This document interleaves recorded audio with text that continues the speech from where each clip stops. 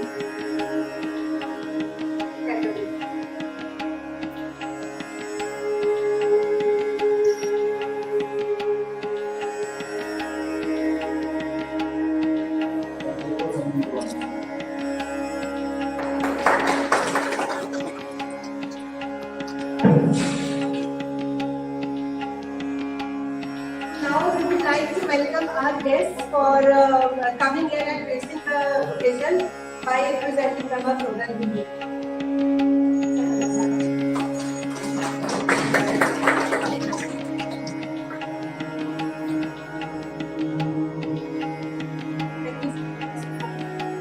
एक चीज मैं यहाँ पे बताना चाहूँगी कि अभी 10:30 onwards are going to start, and we have got a galaxy of lecturers and women candidates with us. The chief guest is Honorable Vice Chancellor of HNBG University, Srinagar, Professor Annpurna. Our guests of honors are Miss Archna Mudgal, Registrar PCI, Professor Harvinder Popli from DPSR, Professor Gulati from LP University, Phagwara. Our other guests of honor are Dr. Dapinder Bakshi from PSCST, Punjab, Dr. Nivedita from LSSSDC, that is Delhi. So we are going to celebrate our International Women's Day, and the theme is Break the Bias. So I once again I welcome very happy International Women's Day to all of you and all of present here online as well as offline. So once again, thank you sir, thank you so much for coming. I would like to request Principal Sir, Chairman ISF College of Pharmacy, today Chief Guest, Engineer Janice Gulati, Chairman TLF, Dr. Mudgal. She is the very special guest of today's function. Director ISFAL, Coordinator Dr. Pooja ji, Professor Archna ji, all faculty members and guests. तो सबसे पहले आज women's day पर आप सभी को बहुत बहुत बधाई, शुभकामनाएं। As you know that today's function is very special, and Dr. Pooja Chawla connect with one of the very non-professionals, जिसमें हमारा जो गढ़वाल यूनिवर्सिटी की vice chancellor, she is the chief guest of the online program International Women's Day. इसके बाद pharmacy council of India, LSSSDC, Punjab state council for science and technology, और इसके अलावा lovely professional university के साथ साथ बहुत जो हमारी जो बॉडीज हैं जो इम्पोर्टेंट है, SPR की नेशनल प्रेसिडेंट, SPR की स्टेट प्रेसिडेंट और SPR के वाइस प्रेसिडेंट से लेकर के सभी लोगों के साथ एक मंथन होगा, एक विचार होगा। और जैसे कि थीम है ब्रेकिंग द वाइल्स, इसका क्या मतलब समझते हैं? ये बहुत सोचने वाली बात है कि थीम बहुत छोटी है और मायने बहुत बड़े हैं। तो जो पूर्वाग्रह होता है, पूर्वाग्रह को तोड़ करके आगे निकलने को ही हम एक्सपीरियंस कहते हैं, प्रोग्रेस कहते हैं और तरक्की कहते हैं। कहते हैं ना कि डर के आगे जीत है। आज की जो थीम है वो यही है महिलाओं के लिए कि जो भय है, जो डर है और जो पूर्वाग्रह है, जो हमें अपने परिवार से, समाज से मिलता है, इसके मायने ये भी नहीं, बिल्कुल भी नहीं है कि हम संस्कारों से कोई बड़े काम करें। लेकिन जैसा हम सभी जानते हैं कि आज की जो महिला है वो बहुत ही सजग है, तरक्की कर रही है और अपने अधिकारों को जानती है। तो उन अधिकारों की भी बात की जाएगी, जेंडर इक्विटी की बात की जाएगी, साथ साथ में जिन जिन जगहों पर जो हम कंप्रोमाइज की बात करते हैं, हर जगह कंप्रोमाइज करना होता है, उन सारे विषयों पर खुल करके बातचीत की जाएगी। तो पूर्वाग्रह से निकल करके आप अपने जीवन में कैसे आगे बढ़ सकते हैं। जैसा आप यहाँ पर देख रहे हैं, इस संस्थान में 22 राज्यों के विद्यार्थी अध्ययन कर रहे हैं।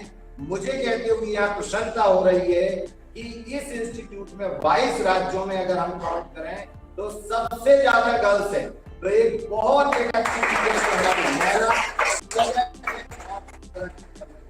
भय मुक्त वातावरण ये संस्थान दे रही है। समाज को भी अभी आगे बढ़कर के सोचना होगा और कार्य करना होगा, ताकि आज की महिला देश की तरक्की में अधिकार क्षेत्र के साथ को और भागीदारी करे। मैं अंत में यही कहूंगा, नारी तुम आगे बढ़ो, हम सब तुम्हारे साथ हैं। जिन्होंने बहुत समय दिया, और मैं रिक्वेस्ट करूंगा सभी से कि आप सभी यूट्यूब पर जुड़े और अपने क्वेश्चन, अपने विचार को आप मैसेज करके छोड़ें, जिसको हमारे coordinator time to time online लेकर के उनको जरूर पूछें। तो थैंक यू।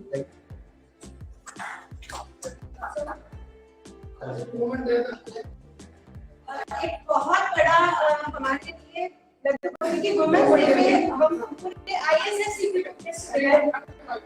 और इसको हम लोग कल सेलिब्रेट करके घोषणा उसकी वैसे तो कल हो ही गई है, फिर भी हमारे एमिनेंट डायरेक्टर सर को principal from all over India का अवार्ड मिला।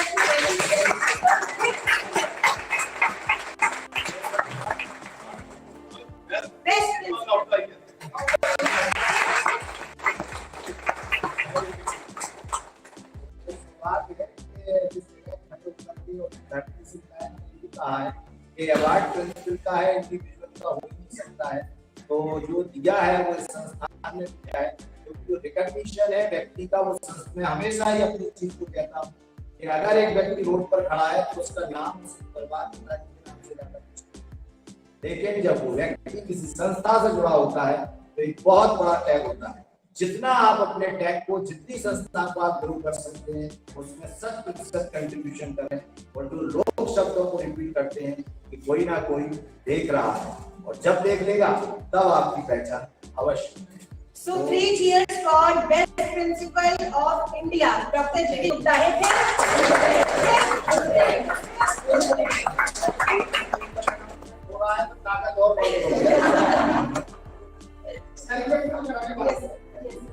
Thank you sir. सर मैं शुरू करेंगे।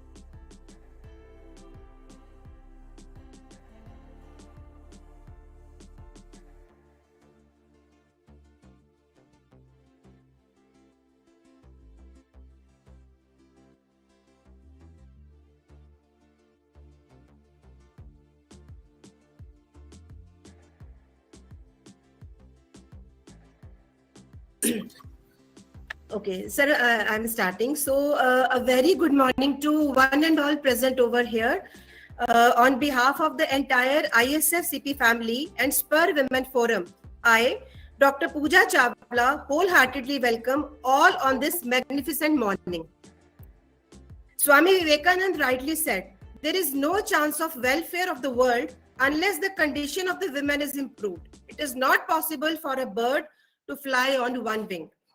Women have been rubbing shoulders with men right from the time of Ahilya Bai Holkar, Rani Lakshmi Bai, Sarojini Naidu, Dr. Kiran Bedi, Kalpana Chawla. To celebrate all such women around the world, International Women's Day is celebrated every year on 8th March.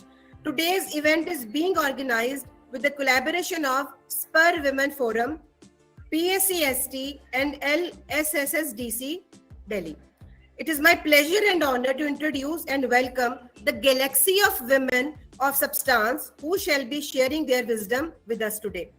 I extend warm greetings to the Honorable Chief Guest of the program, Professor Mrs. Annpurna Nautiyal, Honorable Vice Chancellor, HNBG Garhwal Central University, Srinagar. Professor Annpurna Nautiyal is an epitome of knowledge. Her charisma matches her untiring efforts and passion.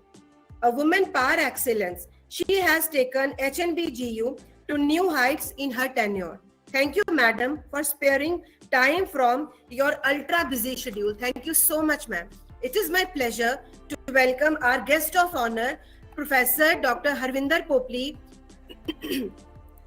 Director, School of Pharmaceutical Sciences and DPSRU Innovation and Incubation Foundation at Delhi Pharmaceutical Sciences and Research Institute, State University of Government of NCT, Delhi. We are happy that Dr. Popli could spare time for us today. Thank you so much, ma'am.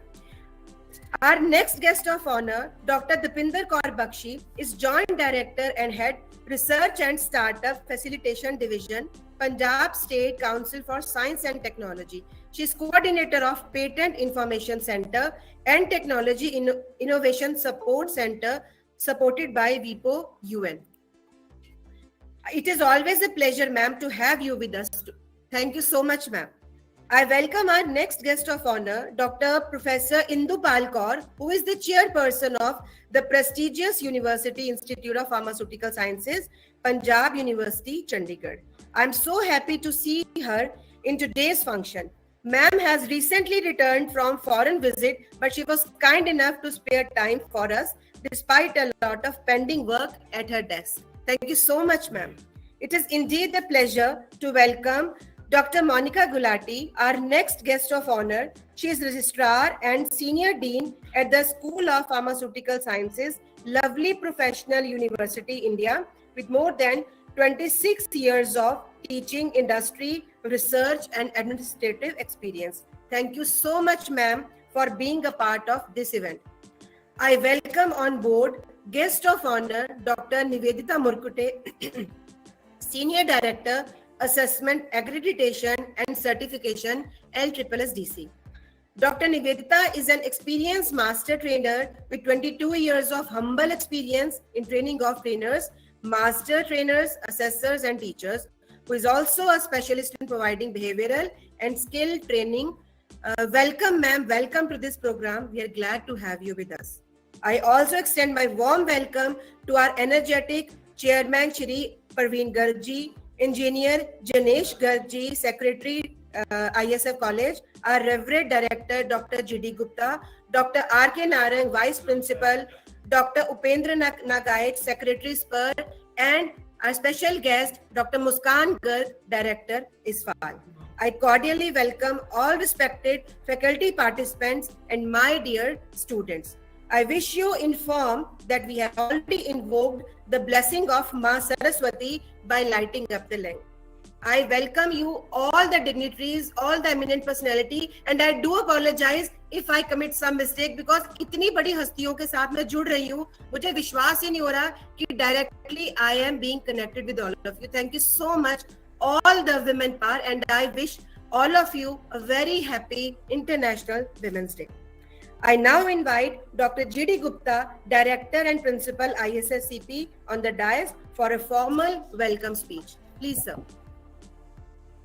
Good morning, everyone. So, Sarve Bhavantu Shukna, Sarve Shantu Niramaya, Sarve Bhadranu Pashyantu, Ma Kasya Dukh Bhag Bhavet. So, first of all, honorable, respected, today's chief guest, Professor Dr. Annpurna ji, Honorable Vice Chancellor, HNBG University, Srinagar, Garhwal, guest of honor, very popular, renowned, dynamic, Madam Archna Mudgal ji, Registrar-cum-secretary, Pharmacy Council of India, guest of honor, Professor Dr. Harvinder Popli ji, Madam Director, DPSRU Delhi, National President, SPER, Women Forum, guest of honor, Professor Dr. Indu Kaur, Chairman UIPS, Punjab University, Chandigarh, guest of honor, Dr. Monica Gulati, Registrar and Dean, LPU, Phagwara, guest of honor of today's function and very connected with this institute through the Skill Vigyan, STI and so many other platforms, Dr. Dapinder Kaur Bakshi ji, Joint Director and Head, Punjab State Council for Science and Technology, Chandigarh, Dr. Nivedita ji, Senior Director, Assessment of Accreditation, LSSSDC.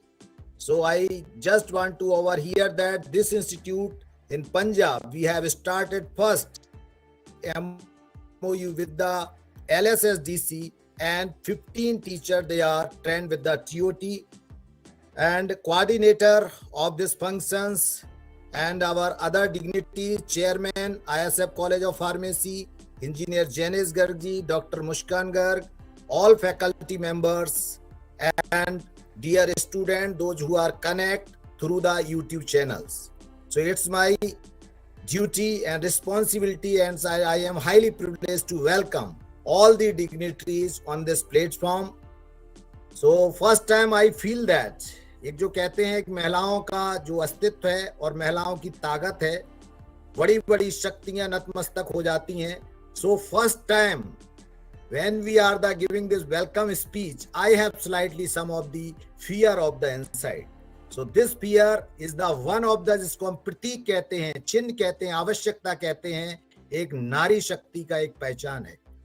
आज when we are thinking towards any direction, everywhere we found that the growth of the women is very tremendous. इसको देख करके प्रसन्नता होती है. आज का panel और जो आज की थीम है ब्रेकिंग दी वॉइस, जिसका जो मैंने अपने शब्दों में अर्थ निकाला है वो है पूर्वाग्रह को तोड़ना. आज हमारे सम्मुख 3-4 professional bodies, pharmacy council of India, LSSSDC, Punjab Council, as well as the number of the very senior and dynamic women on this platform. So I hope that you can give some of the specific and some of the important point for the today's women so that they will grow very fast. I know that number of the changes in the education, engineering, technology, but we need to the work on also in the villages. आज एक गांव में बहुत आवश्यकता है. कहा जाता है नारी कोमल है पर कमजोर नहीं. मैं अपने शब्दों में कहता हूं नारी रोचक है पर चीज नहीं. ऐसी भावना हर व्यक्ति के दिमाग में होनी चाहिए. आज अगर समाज को एक सुंदर, स्वच्छ, स्वस्थ, सुव्यवस्थित अगर बनाना है, आज मैं सिर्फ आप सभी लोगों को सुनना चाहता हूं. कभी मैंने 2 पंक्तियां लिखी थी, उनको मैं जरूर कहना चाहता हूं और वो नारी के चित्रण पर कविता है. उसको थोड़ा सा मैं कोशिश करूंगा कि आप तक उसको पहुंचा दें.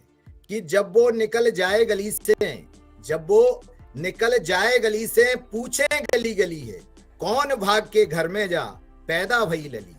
जब वो निकल जाए गली से, पूछे गली गली है, कौन भाग के घर में जा, पैदा भई लली है, की अनसुईया या पचकन्या, या कोई अंश कली है, या फिर रूप दूसरों धर के आ गई जनक लली है, चंचल चंचल चित्त को चुराए के चली।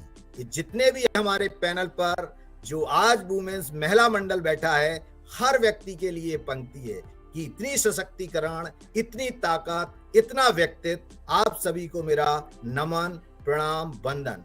Again I on behalf of ISF College of Pharmacy, SPER, Punjab state council and LSSSDC, जिसके साथ मिलकर के ये सम वुमेन्स डे को सेलिब्रेट कर रहे हैं, सभी की ओर से आपका तहे दिल से स्वागत करता हूं, अभिनंदन करता हूं।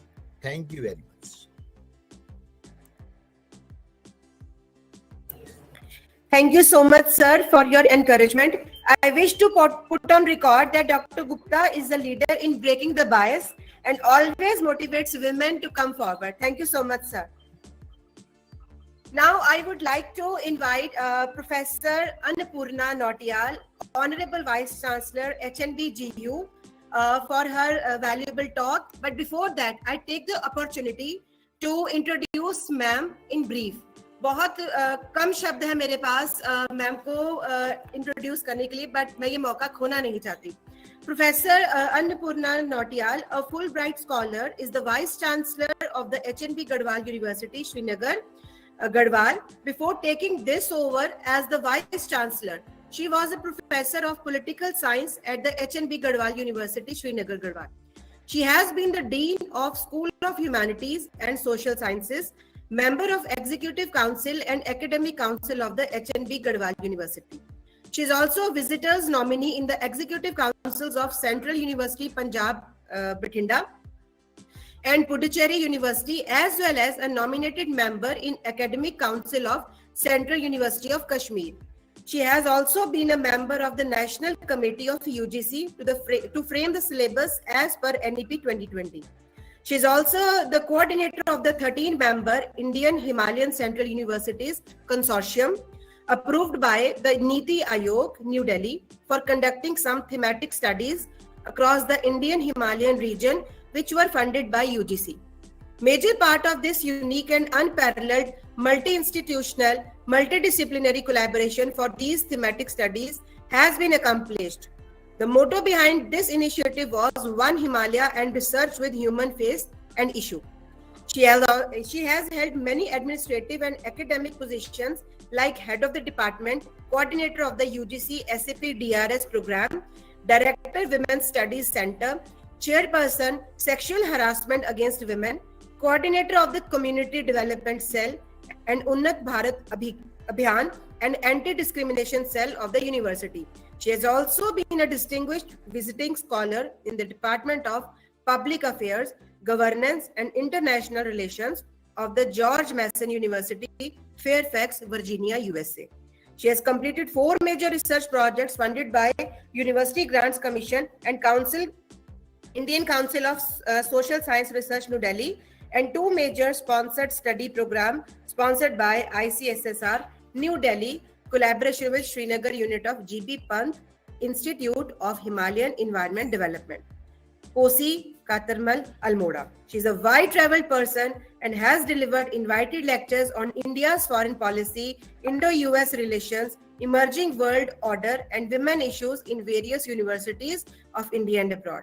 She has authored and edited or co-edited 8 books. She has supervised a significant number of PhD candidates, and she has published a number of research papers in leading national and international journals like Strategies Analysis, Economic and Political Weekly, India Quarterly, to name a few.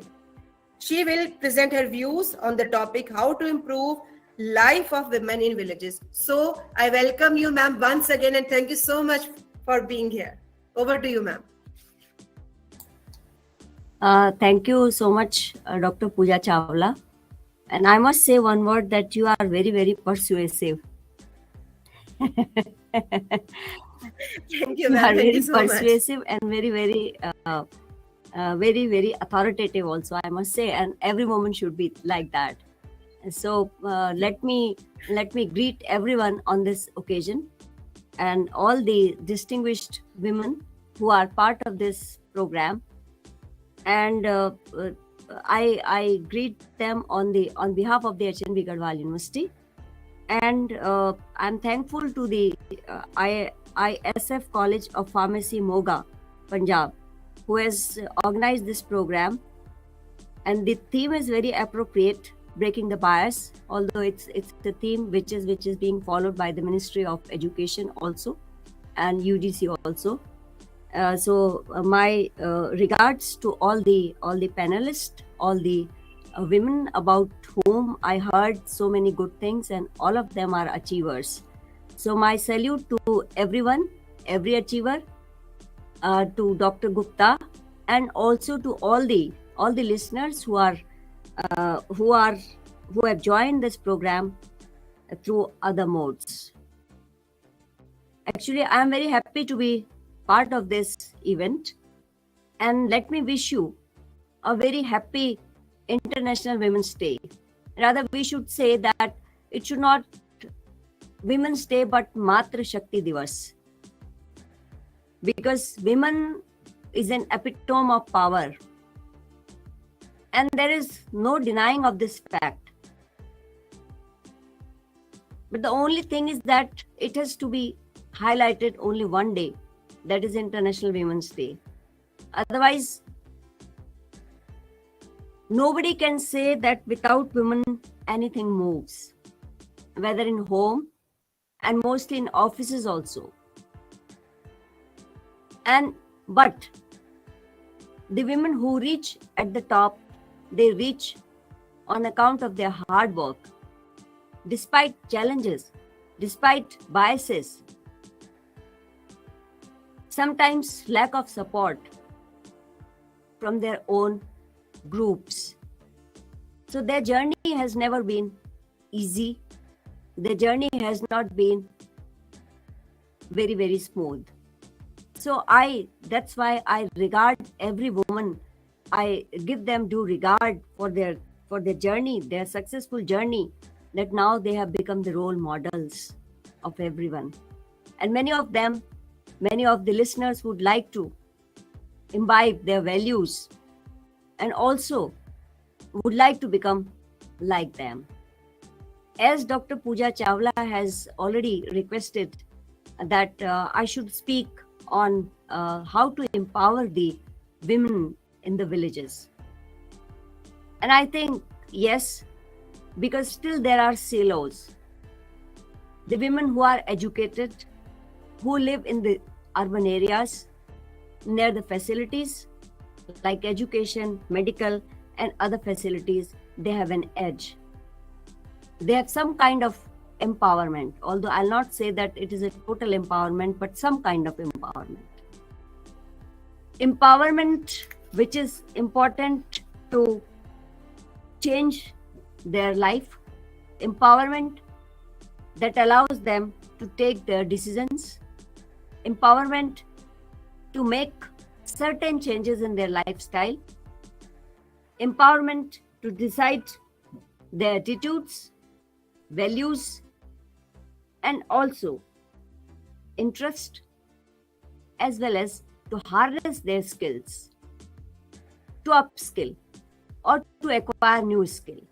They get these opportunities. But in the rural areas, such opportunities are missing.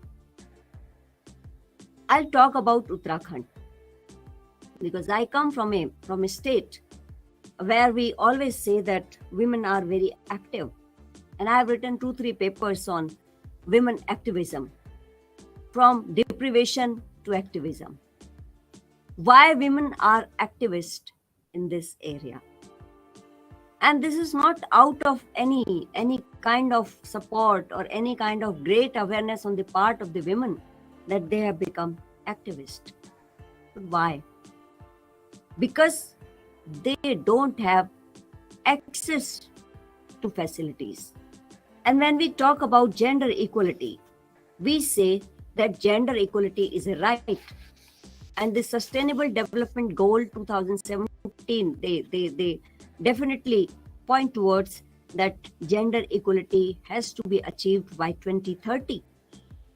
And this gender equality should be achieved in all the areas which are challenging, like economic, health, impact of climate change, violence against women, gender discrimination, and this has to be done by 2030. And there are 17 more goals which need to be achieved. So what do the women of this area do?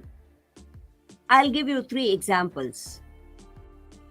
Women participated in 3 most important movements in the history of Uttarakhand. Earlier also they were participating, but I'm talking about the post-independence movements. Like one movement was very famous, and I think most of you must be knowing about that. That was Chipko Andolan, Chipko movement of 1970s. The women, they hugged the trees to save them from felling. Why? Because the trees were important for their livelihood, for their kitchens, for their need of woods, for their need of fodder, for their need of grass. So it's not out of any other kind of incentive or any other kind of thing, but it was a struggle to live in an atmosphere which is very, very hostile. So they saved their forest.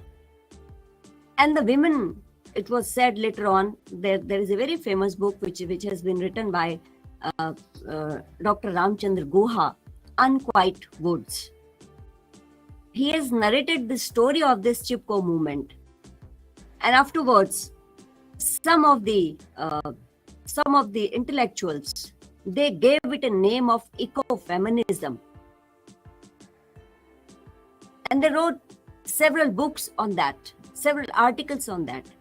But it was not ecofeminism, because the rural women, they do not know what is ecofeminism. They just did it because they had to survive in the adverse conditions, and if their forest would have been snatched from them, there could be impact on their lives.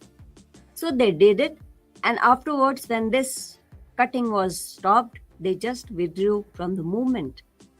And once they withdrew, it was taken over by male members. And you know the famous environmentalist of Uttarakhand, like Chandi Prasad Bhatt, who is a famous environmentalist, and another one, Mr. Bahuguna.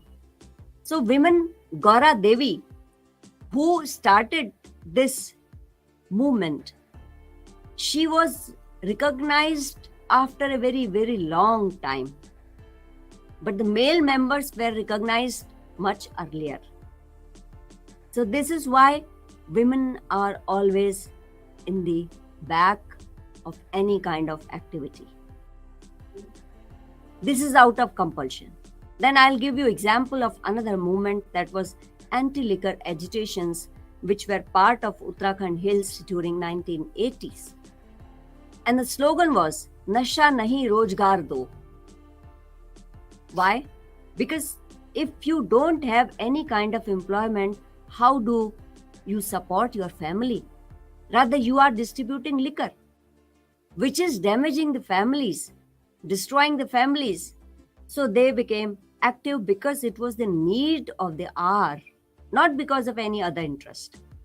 So women generally work according to the need of the hour, and these are all women who are located in the rural areas, and they take up.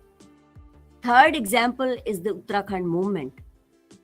In the 1990s, Uttarakhand hills were again burning because of the demand of a separate Uttarakhand state in the government of India, or as a part of independent state of the Union. And the women again became the torch bearers, and they tolerated atrocities. And when Uttarakhand was created, you know the history, that how many women are in the power. They are not. So once the women are there, they take full interest, but afterwards because they don't have that kind of support system, they just go back to their villages, go back to their places. Now the question comes that how these women will be empowered. Particularly in the hills, as I said, that the women face mainly vulnerabilities. And these vulnerabilities could be physical, these could be economic, these could be social. Physical vulnerabilities like health facilities are missing, medical facilities are missing, school facilities, good school facilities are missing, and sometimes there are problem of livelihood also. Although the Manrega has made a great difference in the life of the women, because the women empowerment, we cannot talk about it unless we talk about their economic empowerment. Because if the women are economically sufficient, then only they can take their own decisions. So Manrega has helped the women. This Ujjwala scheme is also helping the women. Although I am not saying that it is fully workable, but it has helped the women considerably to the women who live along the side of the road. But when you go much higher and there is no connecting road, then the women has to again do the labor of taking away their cylinder to their homes, and it is the duty of the women to take up that cylinder to their homes. So it is making a difference, but again the women has to do labor for it. So physical vulnerability are of various kinds which the women face. Then there are economic vulnerabilities, because in the hill areas, you know that the agriculture is very unproductive. Farm activities are not that productive because we have small land holdings and the farming is also terraced. It is done on the small terraces. So the agriculture is not enough to sustain a family throughout the year. So they have to go to the market to buy the rest of the commodities. So land degradation and devastation of resources, this creates economic vulnerability. And then there is no diversification of crops yet.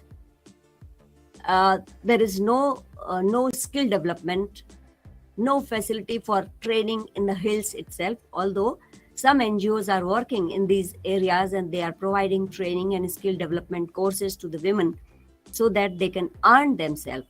There are some NGOs who are working, like they are giving training to the women for making jam, jelly, chutney, etc. from the wild edible fruits. So it is helping them.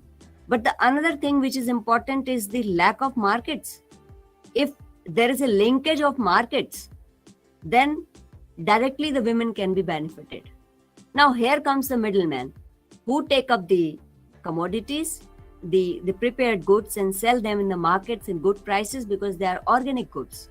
But the producer, they don't get that kind of amount which should be given to them. So the economic vulnerability is created due to the lack of resources in their hands. And then social vulnerability, that also comes from the resource scarcity. And then also, you know, the setup of the society is still patriarchal. It's not matriarchal. And you have to go by the wish of a male head of the family or elderly people of the family. Actually, we did a study in 2000 after the 2013 Kedarnath crisis, and we studied the vulnerability of the women, particularly economic and social vulnerability. We found that in the families where the male member died due to the flood, the government provided them compensation. And this compensation was around 7 lakh or like that. So the compensation was provided to the wife. And once the wife decided to move away from the village and to live in a city or an urban town for the education of their child, the in-laws were left behind alone, because and they were also very sad that because they also lost their son, but the wife has to move. She has to see the education of their children. So she was said that she is very selfish. So these things also happen in the society. So unsecured and unsustainable livelihood for affected people for any reason, this creates vulnerability. But this vulnerability can be converted into opportunity when we address these vulnerabilities like physical security, economic security, social security. If conservation of natural resources is done in a proper way, then they can provide livelihood to the people. Because in the hill areas, there are several medicinal plants, aromatic plants, and also wild eatable fruits. If they are conserved properly, they can provide proper livelihood to the female. And if they start earning good money, I think their position will improve. And then economic security, if economic security is there, they would be able to take decisions for their family, for the education of their children, and also for the welfare of their for their near and dear ones. And it will also empower the local people. This is also very important. So these things are very, very important for the hill woman or for the women of the rural areas. Now, I would like to speak briefly about the study because Dr. Chawla also introduced me that I am the coordinator of a 13 institutions Indian Central Himalayan Universities Consortium. It's a huge consortium.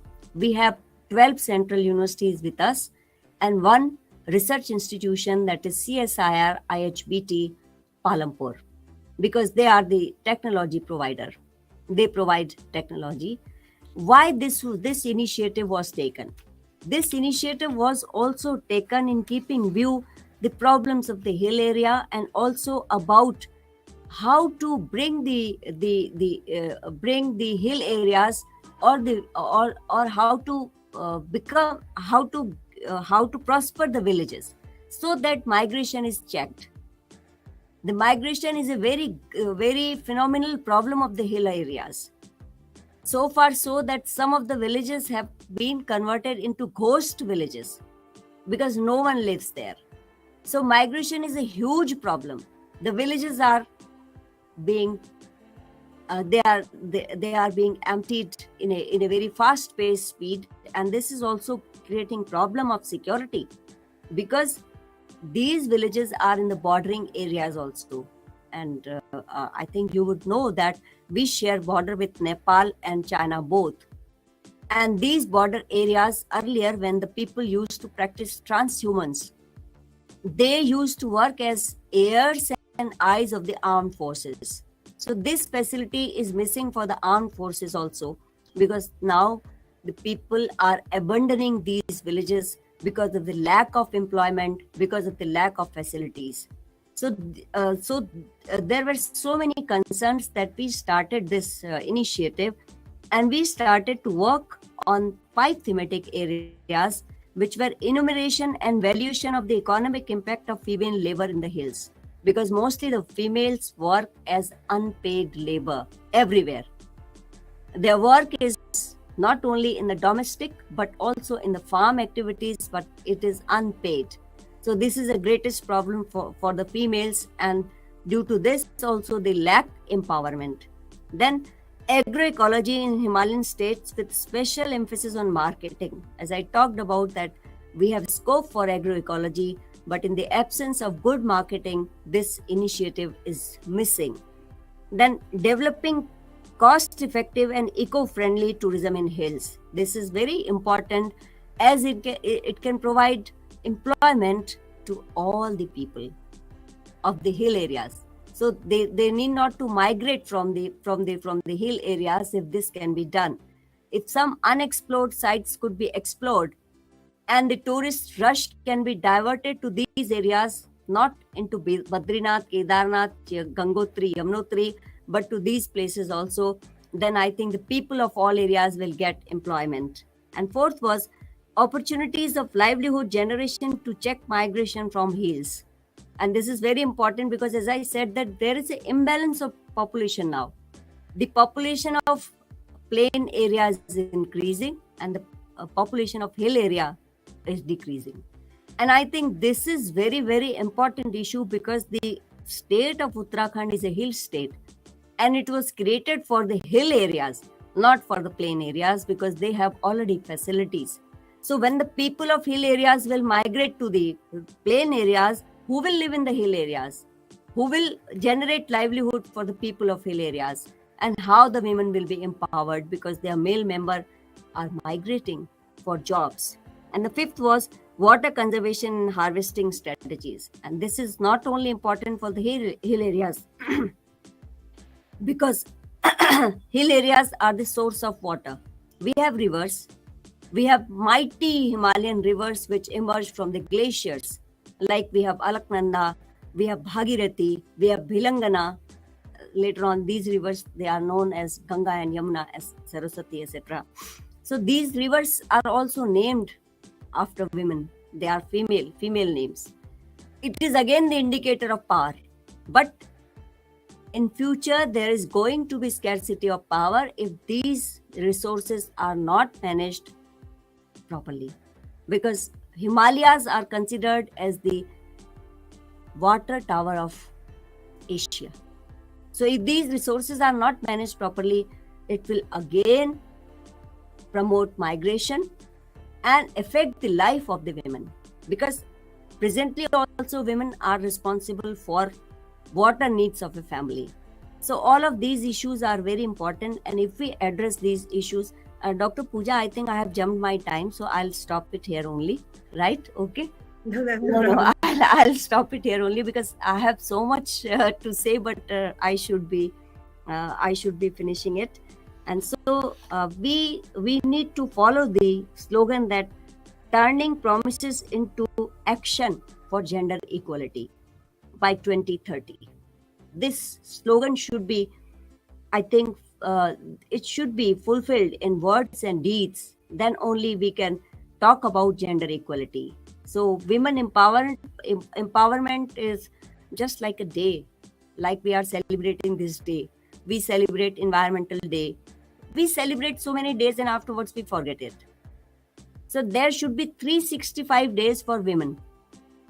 And they should be saluted every day for their labor, for their work and for their hard work which they do for running their families, for running their economy, for running their livelihood. With these words, I put an end to my whatever I have to say, and I again wish you all the best and my regards to everyone, and heartfelt thanks to Dr. Pooja Chawla and Dr. G.D. Gupta and the Pharmacy Department and the School of Pharmacy of Moga. Thank you so much for providing this opportunity to me. Namaste. Thank you. Thank you, ma'am. Thank you so much. Actually, words fail me if I try to thank you for that thoughtful address. एक ही चीज मन में आ रही थी कि very well explained by Himalaya की problem by Himalaya की बेटी. I mean, I don't know. Actually, ma'am, I'm telling you, I'm not in a position to talk anything in front of you. Thank you so much for being here. And there are so many things to learn from you. And सच बताऊं तो time constraint ना हो अगर तो दिल तो करता है आपको सुनते ही चले जाए ma'am. Thank you so much for being here. No, I'm so sorry. Actually, I got carried away, and so it is my mistake. And no, ma'am, not at all. It's really a matter of privilege for us to have you with us today. Thank you so much, ma'am. Thanks a lot. Thank you. Now I invite Professor Dr. Harvinder Popli for her views. And before that, a brief introduction to regarding Popli ma'am. Currently, she is Director, School of Pharmaceutical Sciences at Delhi Pharmaceutical Science and Research University, that is DPSRU, State University of Government of NCT, Delhi. She is also Director of DPSRU Innovation and Incubation Foundation. She served as officiating registrar from April 2019 till August 2020. She is ex-director, Ranbaxy Research Laboratories, wherein she was part of senior management for strategy, global collaborations, acquisitions and licensing, academics and industry in the field of pharmaceuticals. She is B Pharm gold medalist and M Pharm in pharmaceutics from Delhi University, along with postgraduate diploma in business management from IMS Delhi in 1986. She's PhD from Delhi University in 1991, in novel drug delivery for steroidal drugs. She has been awarded prestigious Commonwealth Fellowship to pursue postdoctoral research from University of Manchester, UK in 1995 to 1996. She started her career in academics in teaching and research in 1991 in the College of Pharmacy, Government of NCT Delhi, a premier institute affiliated to Delhi University, which is now Delhi Pharmaceutical Science and Research University. In 2000, she moved to Ranbaxy Laboratories in their R&D group.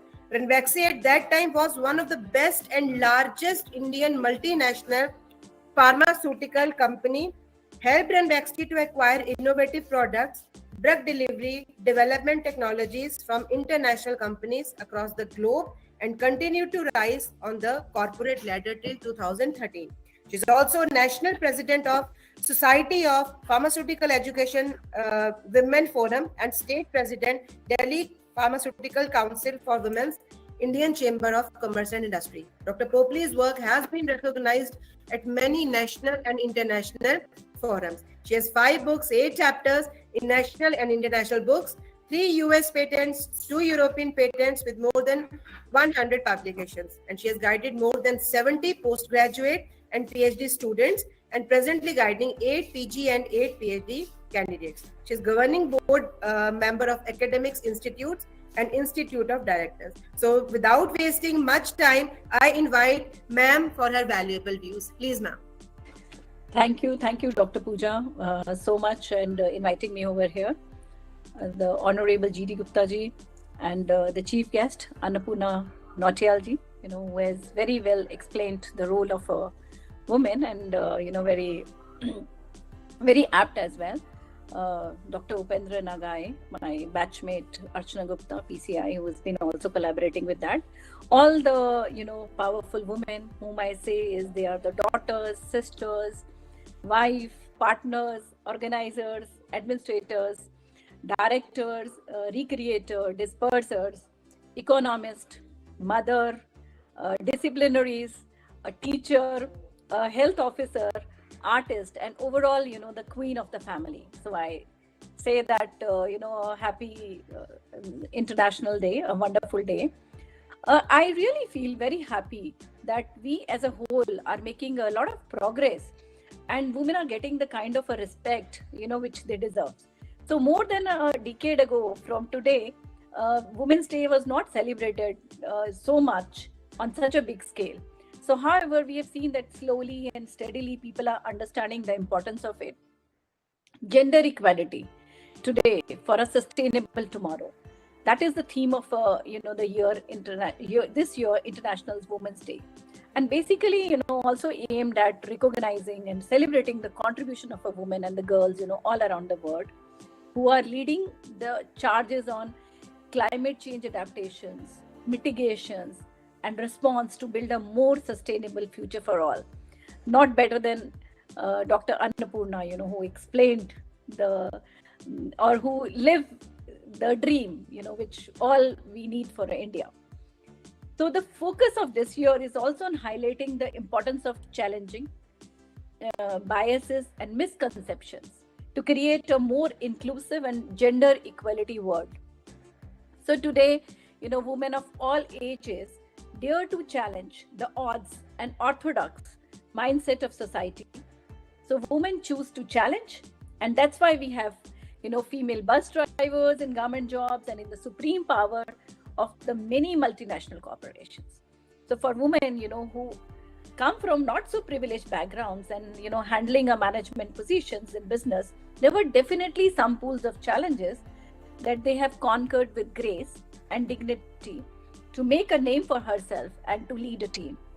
So it would be also injustice to mention that the parents today are also very bold and understanding and let their girls do what they want without any restrictions as compared to the previous time. So it's surely a Women's Day special, but it will not be nicer if we'll not mention the inputs of men. So those husbands, brothers, fathers, who understand the women and help and support them what they want to do and stand in support of their decisions, and they also deserve a lot of applause. And the mindset is changed, it has become progressive. So it will be like the woman is blessed with having a selfless love and knows how to these deep relationships intact. So most of the time, we focus this thing on the working woman which faces challenges. And Dr. Pooja Chawla, she asked me to talk about the safety and some of the laws which we can talk about, for the women and what do we do. So focusing on that, but prior to that, I would also like to mention that even the homemakers, deserve the same amount of appreciations, because working throughout their life without a stop and without any day off, so their families can live a life of comfort and ease. It's a task that requires divine strength to bear sacrifice. So when we talk about the safety, in the past decade, women have progressively earned a higher standard in a workplace. So women are getting a higher positions, and from a big, massive section of any working sector around the globe. So women now are more independent in every sense. They're competent enough to take care of themselves and their families. So they are more able to make their own life choices and live on their terms. So however, even today, every day, they are also mistreated in workplaces by their co-workers. And after the Me Too movement and also the Times Up movement, more women are coming forward to tell their stories or horror stories, because that also coexists. Now, if I talk about the statistic on the harassment in the workplace, this is very shocking. So according to the survey, 81% of women have faced sexual harassment in their lives. It can lead to a lot of issues like anxiety, depression, lower self-esteem, alienation, and overall, physical and mental health degradation. So it's very disturbing that women at work still face sexual harassment, which is why many of them, also quit their jobs. So to overcome this, the government is also supporting, and they have been working, and there are a lot of organizational policies now. So any small or big organizations must have a policies. So we must voice that they should have a policies which ensure the safety and protection of women at workplace. And at organizational level, strong policies which explain the zero tolerance approach, outline the consequences, educate and inappropriate conduct will ensure the safety of women at the workplace. The most important thing is that, we all women should encourage women to express. Now, generally, women which is facing harassment don't speak up. So we as a society is responsible for this. We teach our girls sometimes to child to behave and act in a particular way. So since childhood, we give them a set of do's and don'ts. So this is conditioning, and it later stops women from expressing themselves. So they feel shame and fear consequences. So other reasons are low esteem and lack of information. So we as a society must encourage the females to express and come out of their discomfort, try boosting their confidence by implementing the equal opportunities for both male and female, and the sense of equality in the will make them fight and the social stigma. So there are a lot of laws. So one has to be educated. There is a Protection of Women from Domestic Violence Act 2005. There is also Dowry Prohibition Act, which came in 1961.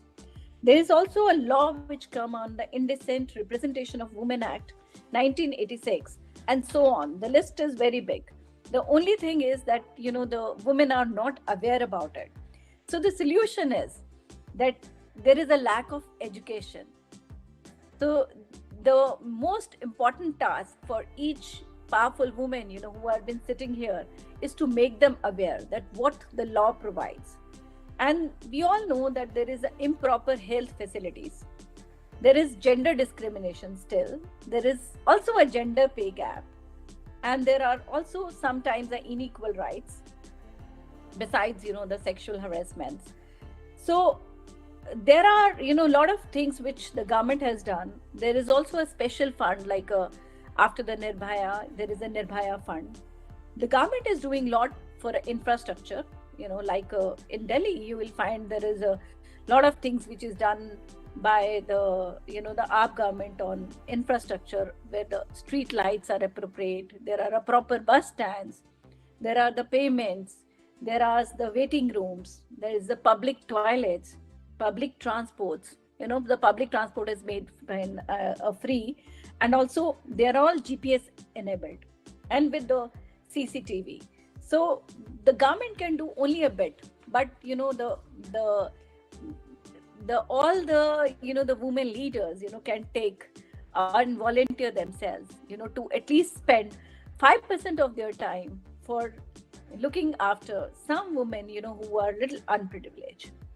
So one of the things what I feel is very important is to ask or to make them aware, to raise their voice, because unless and until you speak up, it's a very small incident that yesterday we have invited Dr. Bharulata Kamble. I don't know whether many of you must now have heard her name or not. Bharulata Kamble is a woman on the wheels, commonly called as. You can all Google that later. So she was a solo driver, who crossed 32 countries, and she came from a Gujarat, a Navsari, a very small village.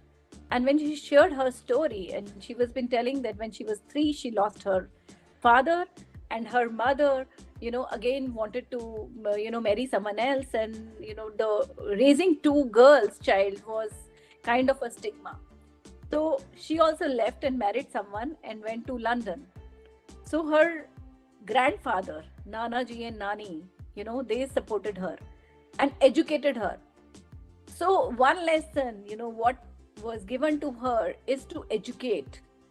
And, the best thing what, we got is that grandfather was telling that education can change your destiny. So one single word that the education can change your destiny was a mool mantra, I would say. So with this, she thought that she should be a lawyer because she could speak about that, and she would can go everywhere. So after, when she was 12, she lost her grandfather also.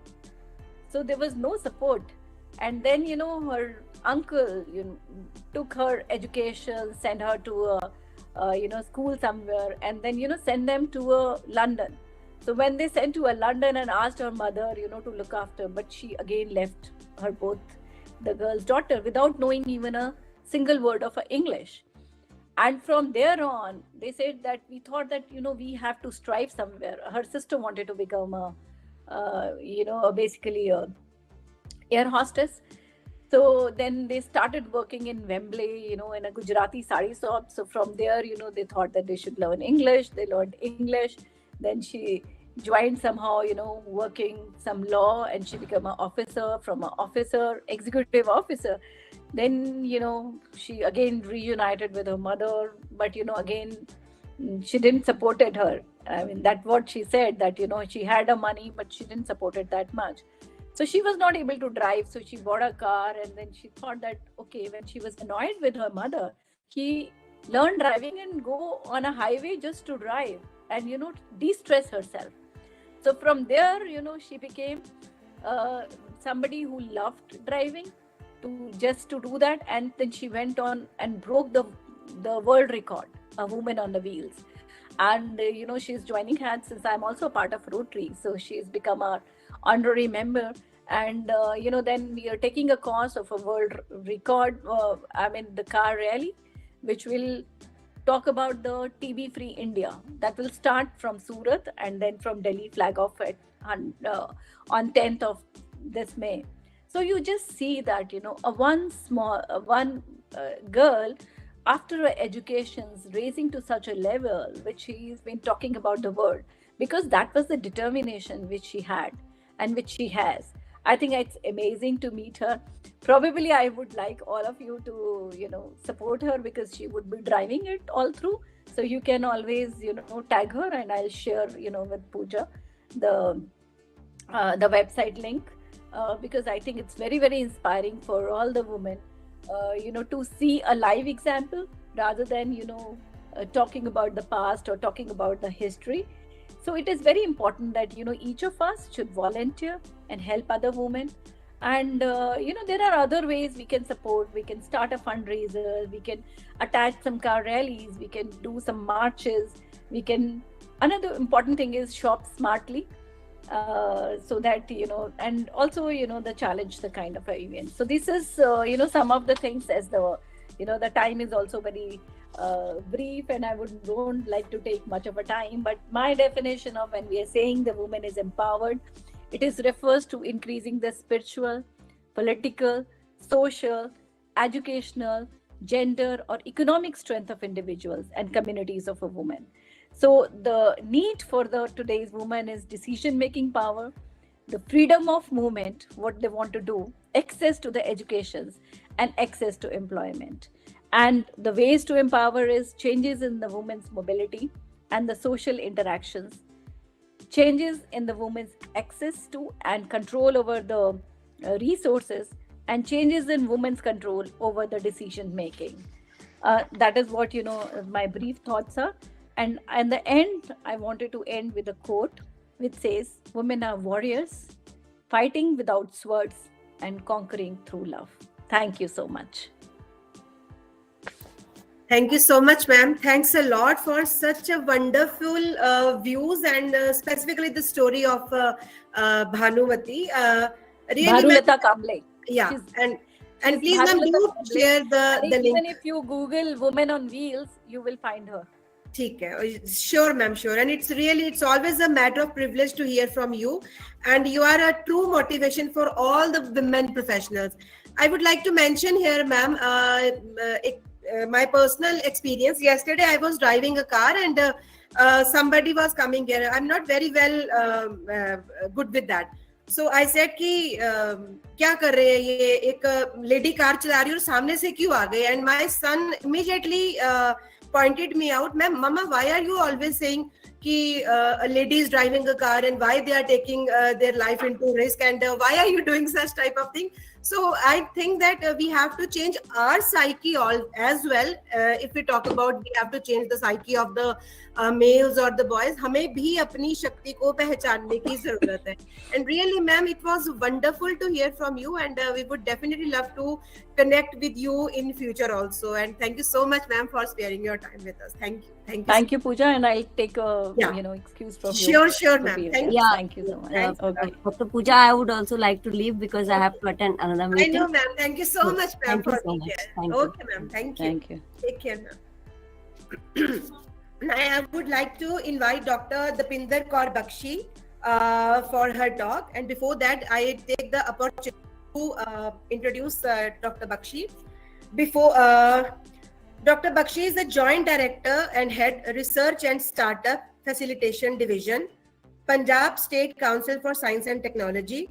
She is Coordinator of Patent Information Center and Technology Information Support Center, supported by WIPO UN. She is a State Nodal Officer for Skill Vigyan Program Punjab, which is driving in the collaboration with 10 partner institutions. She is providing technical support to Government of Punjab for promotion of research and innovation in the state, and is a part of Mission Innovate Punjab team.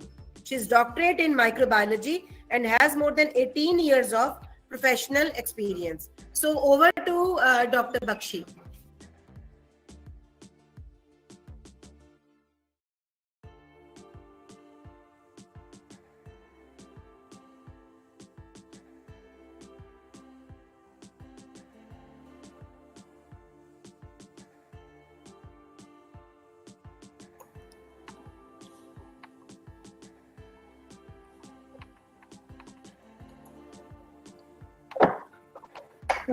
Very good morning to all of you.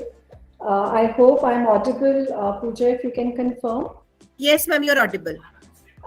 Yes, so I think it's a time for a celebration. Congratulations to each one of us, I would say, because what we understand is that, as has been said by many, that the Women's Day is not the single day affair, but we celebrate it every day, 365 days in a year. But of course, this is a day where we need to all sit, have a platform to look at our accomplishments and also to look into the future, what more can be driven by us. So thank you so much for giving us this platform, Dr. Gupta, Dr. Pooja, and we all are here. And I'm sorry that I thought that maybe we can have a small presentation because I wanted to state some facts. Because Dr. Pooja, you told me about that I should be talking on breaking the bias. And coming from the scientific fraternity, I thought that the focus has to be how the science, technology, and innovation is driving equity and inclusion. I hope my screen is visible to you. Yes, ma'am. Yes, ma'am. It's visible. Okay. So this picture, I don't think so needs any introduction. Many of us, we are aware of who these all wonderful and powerful women which we have, in the country. We have Dr. Renu Swaroop. She's the first women secretary who was appointed as a Secretary, Department of Science and Technology, Government of India. We have Dr. Kang, Gagandeep Kang, the noted Indian virologist who during COVID times was very, very powerful into so many task forces. Then we have Indra, who gave us the first test tube baby. And then, of course, the Tessie Thomas, our missile women, Mangalyaan mission. So there, it is not a representation of the entire community of women, but these are just some of the women who have actually acted as the role model for so many of us. And yes, being a woman, it's a lovely feeling. It's a beautiful feeling because we ourselves in the landscape have a lot of flavors, I would say. I would say we are willful, yes, we know. We can take decisions, we want to do whatever we want to do, we can take decisions on that, and we are powerful on that. We are optimists, we always are cheerful, we look at the dream and try to achieve that. We are mindful, we try to cultivate the awareness, we try to cultivate the curiosity which is there in us. Articulate, we try to understand the problem and articulate in the way which is the best possible, and of course we are noble, which is itself a whole flavors which are there being in itself for women. I thought that maybe what best to start my presentation with the quote which was by the famous Albert Einstein: "The woman who follows the crowd will usually go no further than the crowd. And the woman who walks alone is likely to find herself in a place no one has ever been before." So this was a lovely quote, which I thought must be introduced in my talk today. So as I said, that coming from the scientific community, and we are talking of the gender bias. So a couple of slides I do have a highlight from the international perspective, from the national perspective, and from the state's perspective. So when we are talking of the global goals, we all understand that we have 17 global goals, which are a part of the SDG, Sustainable Development Goals. And goal number 5, which is a very, very important, is to achieve gender equality and empower all women and girls. What is this goal looks at usually? These SDGs are there for a longer time. And what these goals are basically looking at, one, that how our students or how our girls are faring in the schools. What is the kind of enrollment? How many of our girls are actually attending these schools? How many of them are attending the colleges? How many of them are attending the universities? How many of them are being forced into the early marriages? What kind of a leadership role they are playing in the professionalism? So these are some of the programs in which the empowerment is happening. We have got lots of improvement, but still the gender equality remains unreached. On the right side, if you see, there are some of the statistics, what women represent when we say it's a 25% when we are talking of holding the national parliament positions. And the other roles in the local government, if you see, the women participation is just 28%. So these figures are not very, very promising figures, I would say. Recently, we all witnessed about the COVID pandemic, which unleashed all of us, And one of the very ugly feature which was a part of this COVID was that there were several reports of the violence which was against the women and girls which were reported. Maybe it was a physical, social, sexual, or the psychological. And I would say that this violence was reported to increase 30% more as compared to whatever the stats we have. There were the percentage in the African countries 70% more, in China 50% more, and Malaysia 40% more. And though it is heartening to note, if you see on the right side, the structure which has, when we talk of the women health professionals, 70% of the women constitute these women health professionals, which have actually, I would say, worked day and night to give the care to the COVID patients. But if you look at these statistics, when we say what positions they were holding at policy level, task force level, then that figure drops just to 26%. So these were just the arbitrary, these were just the statistics I wanted to show. Because when we talk of a gender bias, we also need to understand that certain things, certain actions need to be taken. From the national perspectives, because we talk of science, technology, engineering, and maths, so this is a kind of a graph. This is a recent report which is from the ASH by Department of Higher Education, Government of India. So what kind of a statistics we have when we talk of a women in STEM? So when you see the branches, like you talk of a BTech and the Bachelors of Engineering, we see the figures are not very lucrative. We have just 26% and 28%. But we are very proud that when we talk of the BSc or when we talk of the Master of Sciences, the figures are really very, very good. We have 48% of the Bachelor of Sciences. This is, I'm talking of the women in the STEM. And in Master of Sciences, it is almost 60%, which is a very, very heartening to note in domain of in context of India. Post-graduation in agriculture also reports 32%.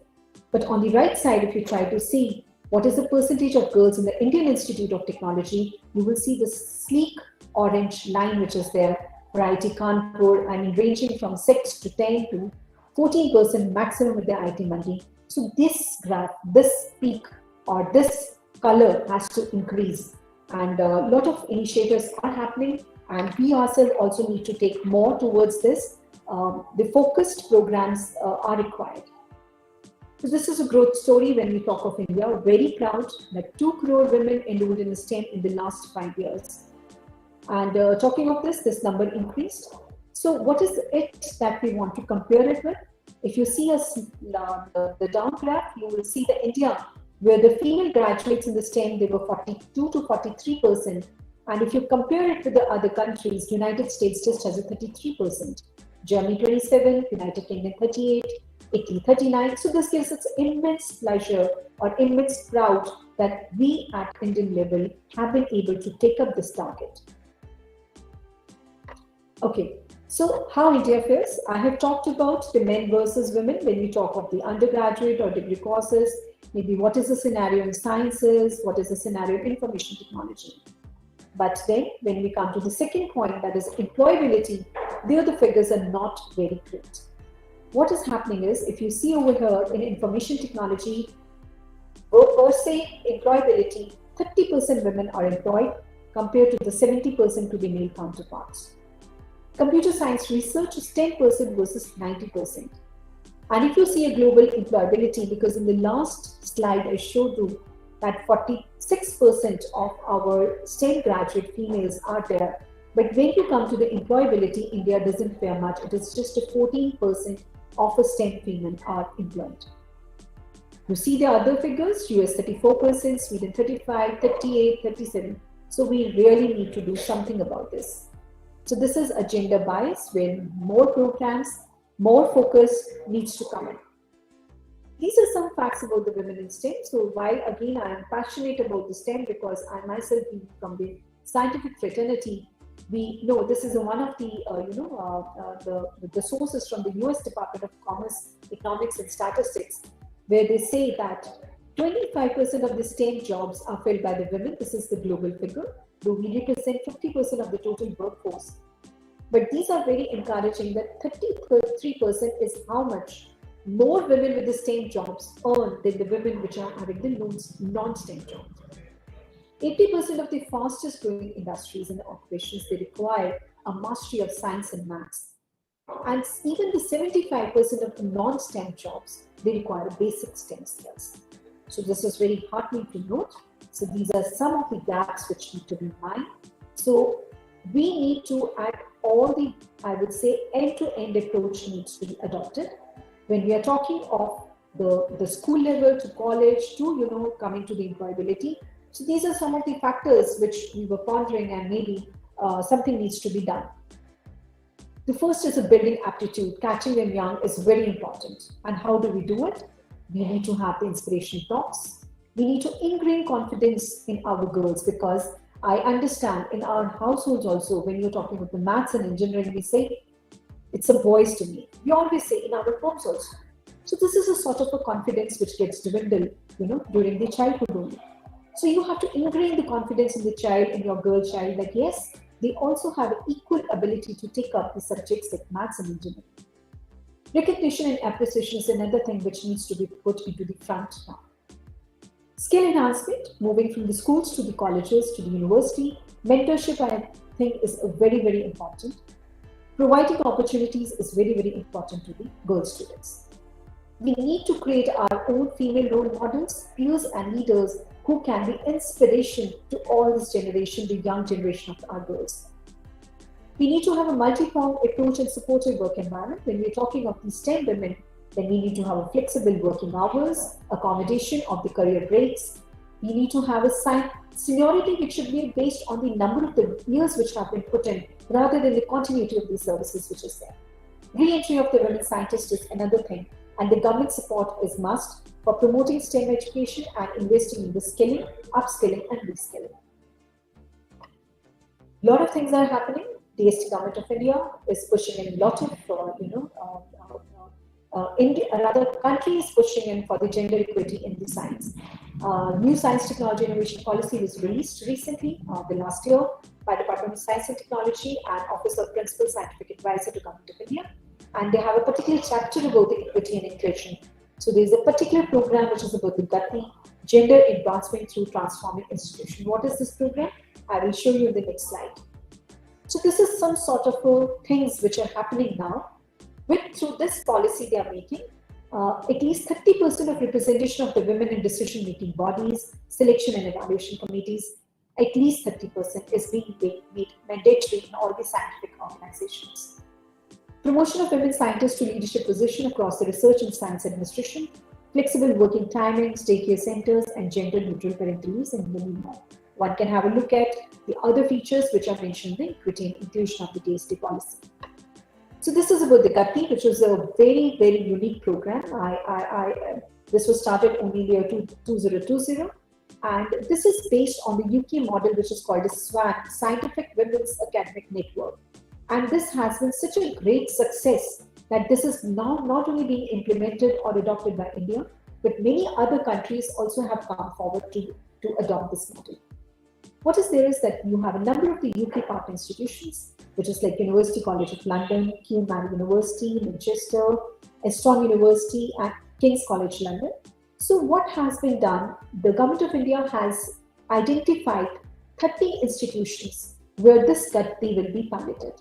The idea is to look into the policies, look into the programs, look into the processes, look into the administration of all these institutions, and try to make a difference wherever the women can be facilitated to be in the mainstream of the sciences. And these are 30 institutions. You can see Assam, Delhi, Gujarat, you can say. And for Punjab also, I'm very proud that one of is the NIPER is one of them, and another is the Chandigarh University. But whosoever is listening to me, I would request, if we have a faculty from the other institutions, you also please look at this and try to implement and try to be a part of this Gulati scheme. These are a number of the programs which are being run by Government of India, which is basically more on the women-oriented. Everybody is aware of the current scheme, which is a knowledge involvement in research advancement, where you have WAS A, WAS B, and WAS C.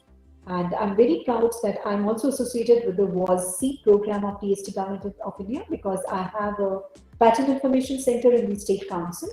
where we are training these women on all the IPR related issues.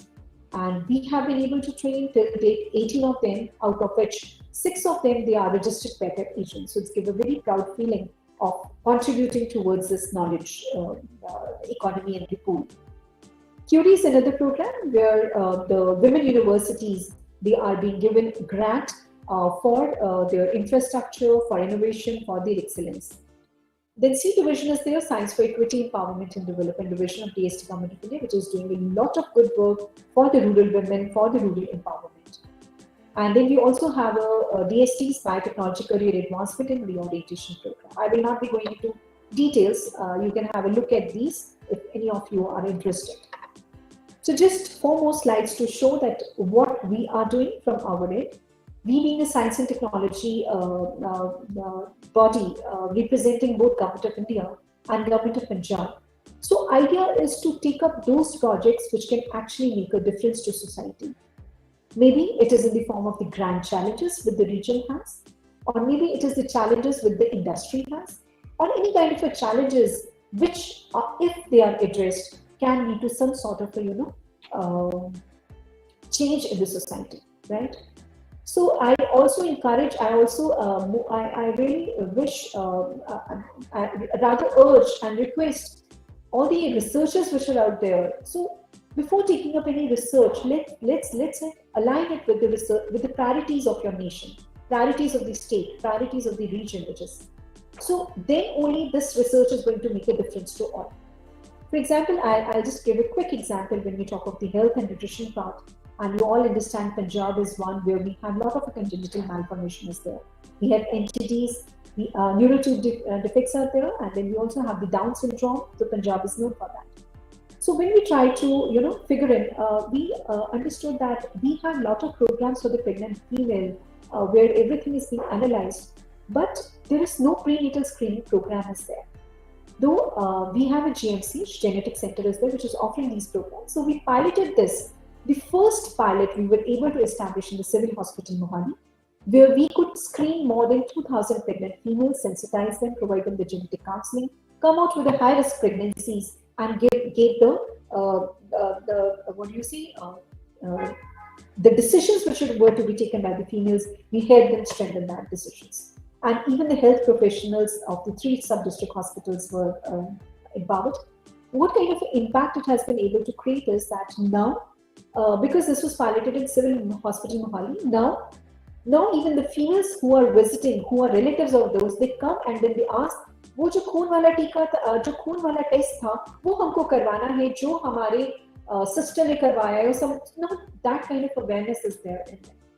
And they have also started now recommending this testing. The patients or the pregnant females go to the genetic center to get this, who are in the first and the second trimester. So this is a kind of the impact which we need to create.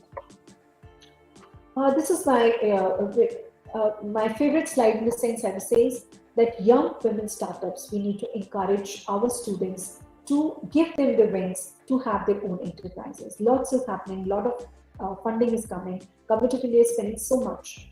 So I don't know, many of you may not be aware of these females, but I'll just one line of the introduction.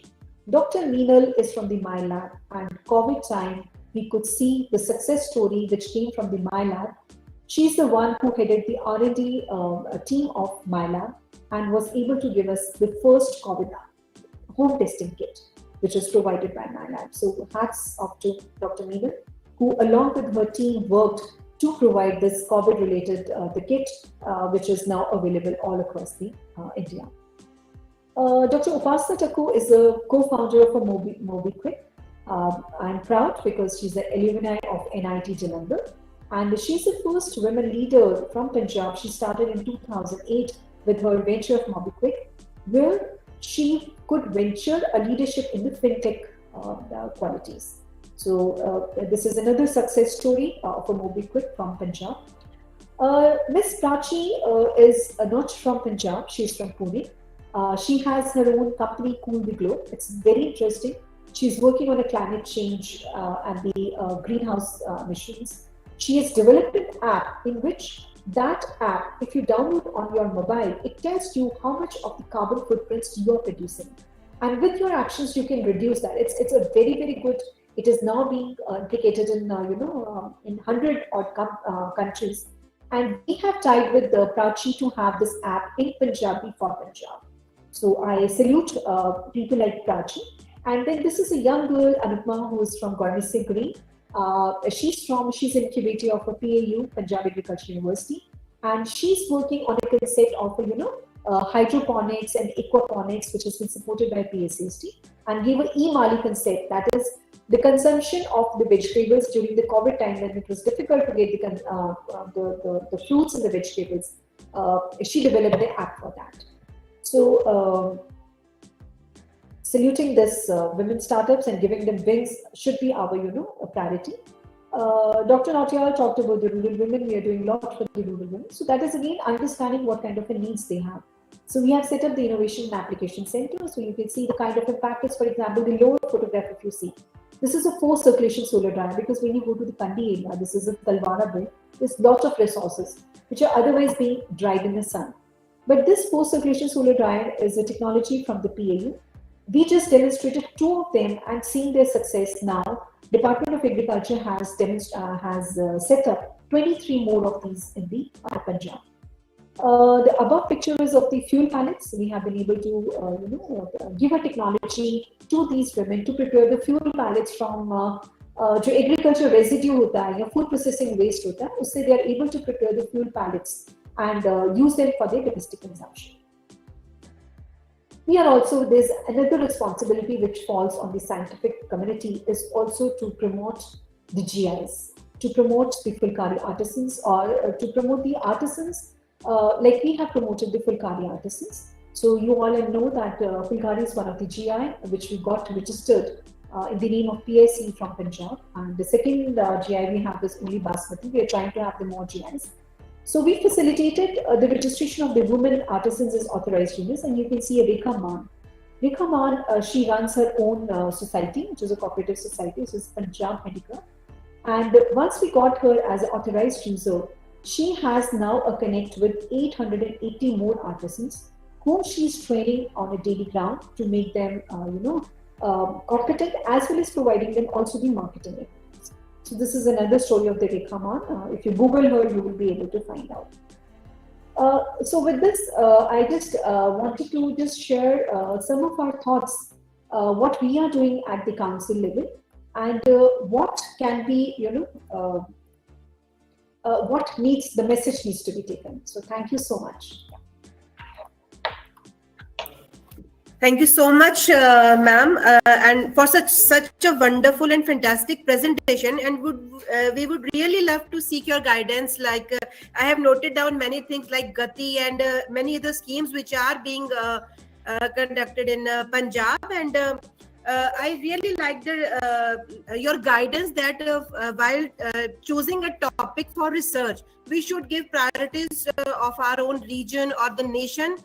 That is the most important thing, ma'am. Thank you so much for being with us, ma'am. Thanks a lot. Thank you so much. Thank you, Dr. Chawla, and thank you, Dr. Gupta, for this opportunity, and thanks to everyone. And now it's time to invite Professor Indu Kaur for her valuable views. It is a privilege to introduce Dr. Kaur, who is currently heading the UIPS, Punjab University, Chandigarh, as chairperson, where she entered as a B.Pharm student in 1982. Really, ma'am. What a matter of pride for an individual. She has 4 technology transfers, 33 patents, and more than 150 publications, and an H index of 45. She's also a winner of Grand Innovation Challenge, first Global Innovation Summit in 2021 by Indian Pharmaceutical Alliance. She has been taken US Fulbright Nehru Academic and Professional Excellence Fellowship in 2017-18.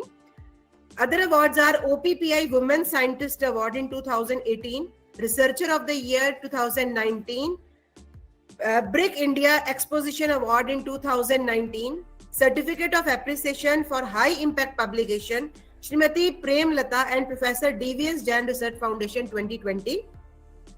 BRIC Technology Exposition Award and Tainor Leadership Award for Innovation in 2020, Award of Honor for Scientific Innovations and 9 IPR Awards, Punjab University. She has received funding of 85 million INR from government agencies and industrial consultancies. She will share her views on the topic Women in Science and her personal lessons and experiences. So welcome you, ma'am, once again, and really hats off to you for accepting our invitation. Thank you so much, ma'am. Over to you. Thank you so much, Dr. Pooja, and I also endorse what Dr. Nautiyal said, that you have been persistent, and yes, it is really so good to share this platform with so many women today. I have my colleague and alumnus, Dr. Monica, also coming up just after me. We had Dr. Harvinder Popli, and of course, it was a delight listening to Dr. Dapinder Bakshi and the various initiatives being taken by her organization for improving the plight of women. So I thank Dr. G.D. Gupta and Dr. Pooja for inviting me today, and I have also prepared. I reached from US yesterday late night, around 11 o'clock in the night, and I've just put together a few thoughts which I thought I would like to share with some of you. Can you see my slides? Yes, ma'am. It's visible. Yeah. Okay. So this is what I want to talk about, and already the speakers before me have touched upon various areas where women are coming up and need the redressal of the gender gap. So I just wanted to talk about women in science, and as Pooja has mentioned, some of my personal journey. So women do actually account for a minority of world's researchers, and here India is here between 30 to 45% of the total researchers. Women just make 30 to 45%. And what we call research and how this data was generated was that researchers are professionals which are engaged in the conception or creation of any new knowledge. And it also included women in science, the national data, and also in policy making. United Nations data also reinforces that less than 30% of scientific researchers across the globe are women. And it has been shown that many a times in several communities, including developed countries like America and several countries of the Europe, they are discouraged from or become less interested. So, there is this thing coming up now. There have been some studies where people are saying that it is by choice that women decide not to pursue their careers in STEM areas. And there is a lot of debate going on, and people, there is a group of people who feel that this data is being misrepresented in some way. And there have been people from institutes as big as Harvard who have mentioned that women are less capable, and there have been a very strong objection to such observations by people. And but it is a fact that women remain underrepresented, and there could be a multiplicity of reasons which I'll try and discuss along with. So when we talk of women, so at least 50% of the human resource is women, and they contribute majorly to the socio-economic status of a country. And gender inequality, parity, inclusiveness of women in major developmental activities, and getting more women in science and technology has been discussed, is being discussed for more than 50 years now, and we are yet to see the changes, maybe in the coming years, because when we look at the data, it is usually around the age of 55 years or 60 years that that anyone reaches a position of importance or decision making. And it is usually the contributions made in the age group of 25 to 30 years So that could also be an age when women get married, bear children. So there could be that could be one reason. But several progressive women are not ready to take this as a reason, and I think maybe I would rather very proudly say that I think women of my generation are the actual transitioning generation, where as we saw in today's forum also, most of the women were of my age group, between 50 to 60 years, when actually women are now reaching positions of importance of decision making, and we could expect a change in coming years. But still, women in science comprise only a very small % of total number of working women in India. So we as women being in science should feel very proud, and also at the same time gratified, because we could be amongst the only 1 or 2% of the top population of women to be so very well educated and to be heading the careers in science. And despite being a quantitative improvement of number of women entering into science, the underrepresentation at senior level is gaping. And now I would, no discussion of women in science can be complete without talking about Marie Curie. And she was the first woman to win a Nobel Prize, and the only woman to win 2 Nobel Prizes, the first one in physics in 1903, which was shared by her husband Pierre Curie, and later on she received another Nobel Prize in 1911. And I think Dr. Harvinder Popli mentioned that we must appreciate the men in our lives who have also, made it possible. But why should there be a need that the men had to promote their women, their wives, their daughters, their sisters? So that is what is questionable and debatable here. And why I'm talking about this is because in 1902 the name of Pierre Curie was also nominated, and he came to know about this, and only his name was nominated. He came to know about this from one of the board members of the people who decide about the Nobel Prize, and he resisted, and he wrote to the board, and he said it would be very unfair that if Marie Curie is not named in that Nobel Prize, because we worked together shoulder to shoulder.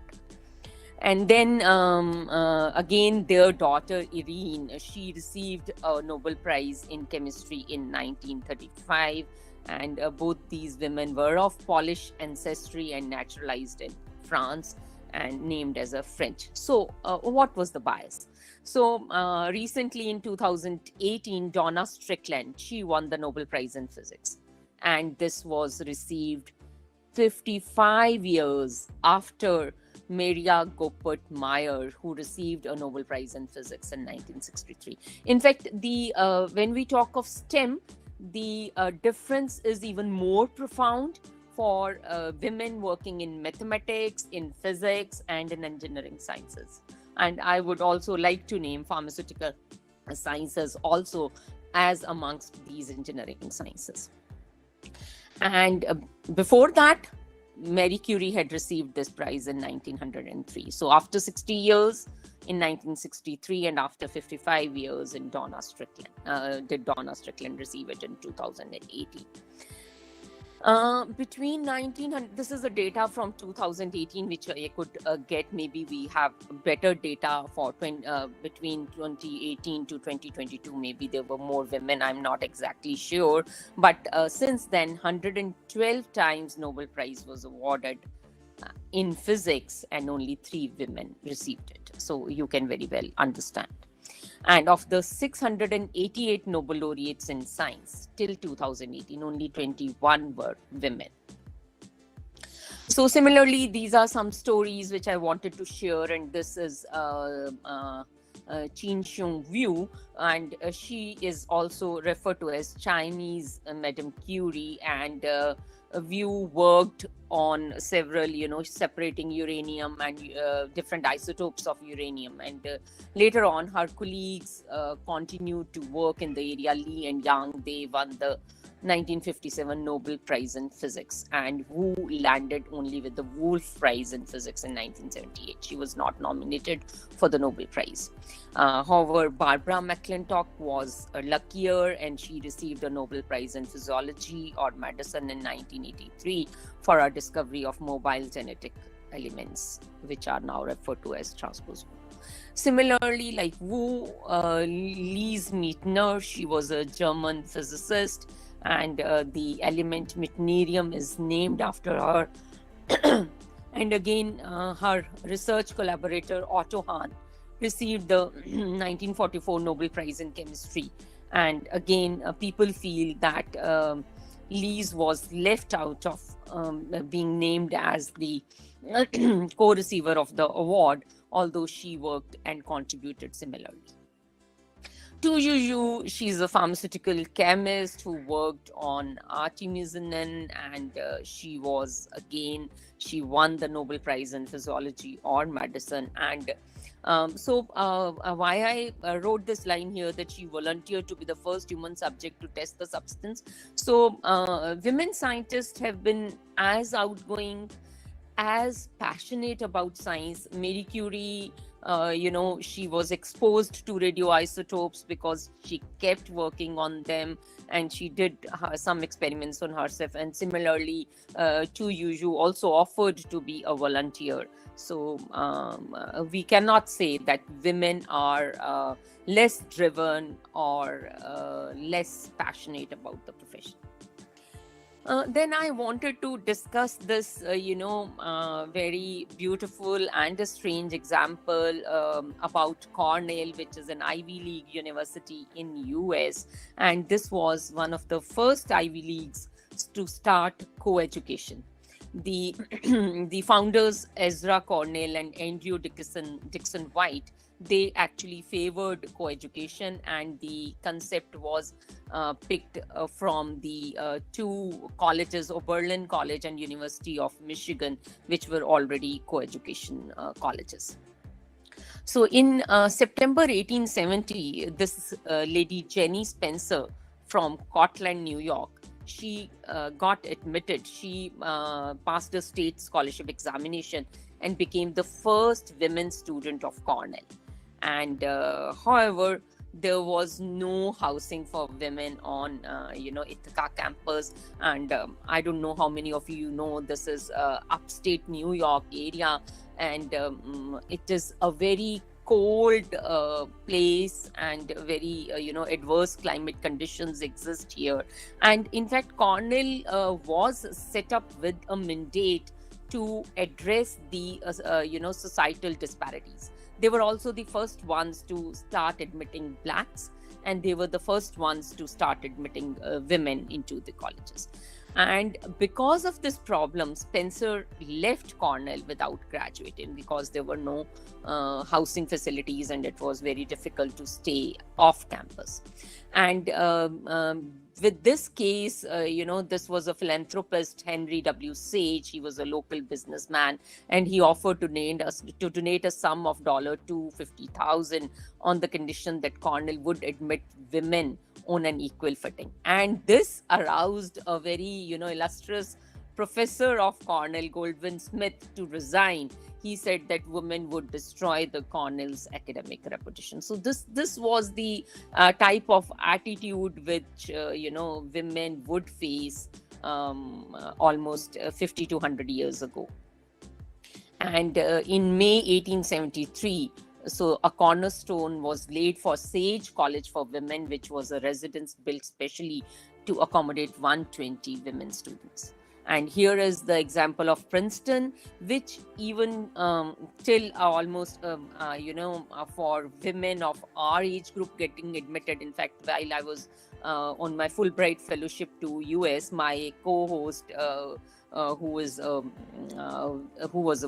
woman, and she must be around 4 or 5 years senior to me, she said that even while she was graduating, so Princeton was very close-minded for women students, So it was only in 1969 that Princeton University first admitted women in undergraduates, but they were never offered a degree from Princeton, although they were, admitted into colleges for studying critical languages. So coming to India, we have so many scientific academies, but I was, appalled to see the poor representation of fellowships being offered to women. So women fellows for Indian Academy of Sciences is limited to 7%, for this Indian National Science Academy, it is just 5%, and also National Academy of Sciences is 8%. There have never been women presidents for these councils or for these, academies.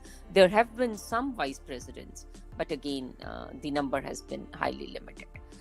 But at the same time, I would like to, discount that Indian government is making efforts, and there are overall efforts to promote women into the area of STEM. So this was just, what would I say, just a sensitization to the need for more women to step into STEM, for being proud that we are in STEM, and for changing the mental makeup, as Dr. Harvinder Popli also mentioned, Dr. Nautiyal also mentioned, and Pooja was saying that we have to come out of that, mental state. And I am also very proud to say that during my entire journey, I, except for a few, incidents, I never felt that I was sidelined. And probably because I never felt I am a woman. I always felt I am a scientist. I always felt I am a professional. Neither did I seek any concessions for being a woman. I did look to my family. I knew that is my, maybe it was a primary aim for a certain number of years when my children were young, when I stepped into marriage. But at the same time, I knew I am a profession. जब मैं नौकरी करने के लिए बाहर निकली हूँ, तो फिर this is my choice. So I would perform as good or better than my male colleagues. And again, I'm very proud to say, and at UIPS at this moment, we have several women colleagues, and I wouldn't mind saying that we are equal, if not better, contributors than our male colleague counterparts. So this is briefly what I want to tell about being a researcher, being into teaching community, being a professional, irrespective of whether you are men or women, because I'm sure we have some, boy students, young men also listening to these talks. And I would really want to send a message to one and all, irrespective of being girls or boys, that when I started my career and I completed my master's degree, so I don't know, in our generation and at our, do I have a few minutes? Yes, ma'am, please. Yes, yes. Okay. So I'll just take 3 or 4 minutes. So when I completed my masters, हम लोगों के time पे we were not so clear and so critical what we wanted to do in our professions. Many a times we ended being pharmacists because as a second choice. We had entered into medical profession, and when we couldn't enter into MBBS, we ended up being into pharmacy, being the second best choice where the highest merit would go. And once I did my B Pharm, I realized pharmaceutics was a highly, taken up branch, so I entered into pharmaceutics. And after that, once I finished masters, I was looking for opportunities, and my professor, my mentor for masters, he suggested this Institute of Microbial Technology had just come up, and I went and interviewed there, and I was immediately taken up by one of the professors in immunology. Immunology was a very versatile and coming up area, but when I went into that, I realized that this doesn't, my 5 years of pharmacy do not help me in any way. Any life sciences students can contribute. So I realized, no, I want to go back to pharmacy. And then I wanted to do teaching, and I wanted to teach at the university level. And then I realized I need to do my PhD. So research was not a passion at that time. It only came later, much later, I would say almost 6 or 7 years later, when I started research as my own, profession. So the project on which I worked for my PhD was an intensive, labor-intensive project. And we were in those times trained more as technicians who would generate the data and rather as researchers. So this is one thing I want to, sensitize each one of you is that try thinking about the answers, the hows, the whys, the whens, the wheres, and the whats about your research. Generating data, anybody can do. You can train a BSc graduate, and he or she can generate the data. But to interpret the results, to lead to conclusions, to look at the research, the literature, and find the answers, that is what actually needs to be done. And this sensitization came, although this was a brief stint at IMTech for around 6 or 7 months, but my boss, my mentor, he had just come back from US, and he said that whenever because immunology was very happening at that time, and he said the boss, she would, it was a woman, and she said she would put all of us into a room and lock it from outside, and she would say, I want answer to this question, and we would, talk, argue, discuss, aggressively discuss, and tea, coffee, and other breweries were there, and we would talk our heads out and find the answers. So that is what really fascinated me about science. Then I started teaching. I was first an ad hoc teacher in 1989, and later on, after I submitted my thesis, I joined as a regular permanent position in 1995. And then, for my PhD program, as I said, I was working in mutagenicity testing, which was not actually directly related to pharmaceutics, and this was questioned in my interview, and I committed to work in my primary field, that is pharmaceutics, and majorly pharmaceutical technology, I would say. And I started with some clinically relevant problems. My husband is an ophthalmologist, and he suggested some things, and that is how I started my own area. I did not have any godfather in the area, and started from the scratch, from zero. And one thing which I learned on the way was, whenever you start something new, you read about it, read, and read. That is my only message to the entire young generation. And at that time, I what I would do is I would write a review article. And this review article, though it was not in a very high impact journal, it was in drug delivery and industrial pharmacy. And but now when I look back and read those, and I see that I got such big citations on these two reviews, and one of the reviews is cited in Goodman-Gilman as well. So I realized that, okay, this was a good work which I did. And then again, my senior teachers, they instilled in us the enthusiasm to write projects, and those were the times when there were no computers, no online information was there, no PDF formats were there, and everything had to be obtained as hard copies.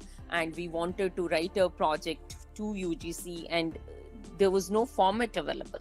So I went from pillar to post, and then one of our senior professors, Professor Jindal, he gave me a hard copy, and I got it typed from outside. I paid it from my own pocket, and we had to send several copies to UGC. I got all of them photocopied from my own pocket, and there was a presentation, and I got a grant of 6.8 lakhs. This followed by a significant number of grants, and this gave me a kick, and I was, I started deriving pleasure out of it, and this fetched me 2 PhD students, and both I want to highlight here, both these PhD students were women. Both got married while they did their PhD with me. One of them also went on a maternity leave. She had a girl child, and the one of them finished her PhD in 3 years, and the second one she finished in 3.5 years in pharmaceutics at that time. Although now I am also, usually my students tend to take 5 to 6 years, and then I got several M.Pharm students. And again, this is a mindset which we need to change. And I was going through some data, and there is an inhibition even amongst the women mentors to take up women students, to hire women professionals. So we have to come out of that mindset also. Women are performers and they do perform. So these are few of my life lessons which I would want to share with you. Again, read and read. Good luck always comes with hard work. And if you fail, there are countries, we were talking about the startups, Dr. Dapinder was talking about it, and there are several countries where they count your success by the number of failures you had prior to your startup. And try again by Robert Bruce, a king who lost a war, ran into the woods, and he saw a spider, and it was trying to climb the web, and it would again fall down, again climb, and that gave him also the idea that you have to fight and fight again. Make passion your driver. Love your work and workplace. So either you do the work which you love, or you develop love for the work. So make your peace. Several times you would try and compare yourself with colleagues and other co-workers. At times I would also feel that my colleagues in other departments, and also within the department, there would be some who would be working like you, there would be some who would work less, but I drew my piece that this is what gives me pleasure, so I'm doing it for myself and not for anyone else. And let nothing limit you and your imagination, and science is more about imagination than we think. Sincerity and integrity in science is very, very important. Most of the Indian scientists, it becomes very difficult to publish. If you have highly promising data, people look skeptically on your data, and so we have to change that mindset also. Clarity of thought and speech, again this comes from your homework. And I am a believer in God, and my testimony to divine help is always there. And I feel scientists are more religious because we believe in the organization of nature, and nature is very, very organized, very, very systematic. There is nothing random about nature, and similarly there's nothing random about science. So I feel in a way we are spiritual and religious, and the answers already exist in nature. You are just trying to find them, refine them, research. So all the answers are there. We just need to look at the right place. So with this, I end. We must have perseverance and above all confidence in ourselves. We must believe that we are gifted for something and that this thing must be attained. And these are the words by Marie Curie. Thank you. Thank you, ma'am. Thank you so much. And I'm quite sure that all are enriched by your talk. And thank you so much for endorsing my thought that we have to believe in ourselves. There are some lows and highs in life, but we have to go through that, and we have to achieve a goal and be passionate. Thank you so much, ma'am. And thank you, Pooja. We have got another alumni from Punjab University. Yeah, I see that. And it's my privilege to introduce Dr. Monica Gulati. Once again, welcome, ma'am. Due to some schedule, you were not there at the time of this welcome. Thank you, ma'am, and welcome once again. Dr. Gulati is the Registrar and Senior Dean at the School of Pharmaceutical Sciences, lovely professional University, India, with more than 26 years of teaching, industry, research, and administrative experience. Her research forte is enhancing bioperformance of drug molecules, including small and large biomolecules, phytochemicals and probiotics, metabiotics, and other biotherapeutics using conventional and non-dosage forms, especially in the area of colon targeting. She holds a keen interest in the quality control parameters of delivery systems. Her group has designed novel platform technologies to overcome challenges in therapeutic delivery of different classes of phytopolypeptides and phytochemicals. She has more than approximately 200 high-impact publications and 15 invited book chapters to her credit, with an H index of 30 and RG score of 40. She has been granted 2 Indian patents and 3 Australian patents, while 16 more have been filed and published. She is on the editorial and review board of more than 25 journals of repute. Pharmacy course at LPU is synonymous with Dr. Monica Gulati, and above all, she's she's very close to my heart, and I once again I welcome ma'am. Now, without taking more time, welcome you, and over to you, ma'am. Please. Thank you, Dr. Pooja, and sorry for being late. Actually, we also had a small event. LPU is today trying to, create a Guinness Book of World Records for the longest chain of sanitary napkins. So I had to be there, and there also, we are going to have the result, I think, in an hour or so. So I couldn't join in a timely manner. And thank you, Dr. G.D. Gupta. And congratulations, I must congratulate you. You have made all of us very proud. The coveted award coming to Punjab after a long time. So, and thank you. Thank you, madam. Thank you very much. And, carrying on from where my senior, Dr. Indu, left, as she was talking about Mary Curie and her family getting, bagging 3 Nobel Prizes. I would also like to share, excuse me for starting on a negative note, but when I was reading their story, I also came to know that, a similar kind of thing was there with Albert Einstein also. And whenever he was being awarded, there was somebody who recommended that he should include his wife also, because I recently came to know that she was also a mathematician. And he said it is a part of her duty, towards me. So no need to include her name in any of the awards. So along with positive things, and we also have, negative things also. And when Dr. Pooja told me to, to share something on the health awareness of women, there were 2 things that came to my mind. One was, we keep on telling each other, trying to, pep up each other that women are already strong, we don't need to make them stronger because they already are. So we need to make men aware that they are already strong.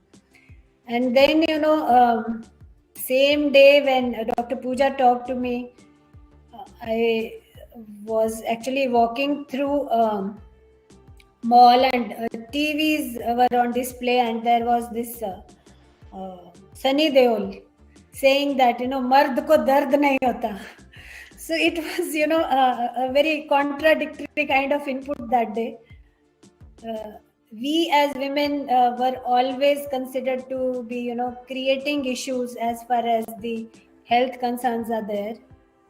Till I think late 1990s, nobody understood the intensity of menstrual pain. It was very late. I think it was in probably late 1990s or early 20s that it was documented that the menstrual pain at times is as bad or as intense as that of a pain which occurs during the heart attack, the cardiac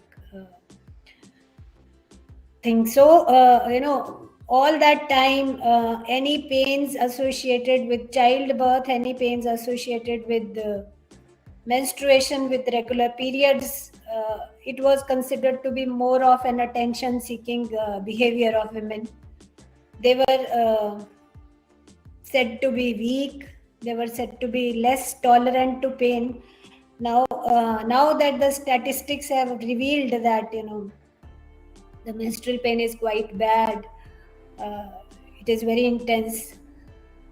I think the threshold of the pain that a woman can bear is much more as compared to that of a man, that a man can bear. So one thing I have a very strong objection to is that women are labeled as weak physically. So it's all right. I mean, they may not be capable of physically doing certain things which men can, but then the pain threshold that women can cross is, or comfortably cross, is much higher than that man can do. Anyway, we are not here to compare the things and so on. Only thing is, their pains and their miseries should not go unacknowledged, or they should not be made fun of.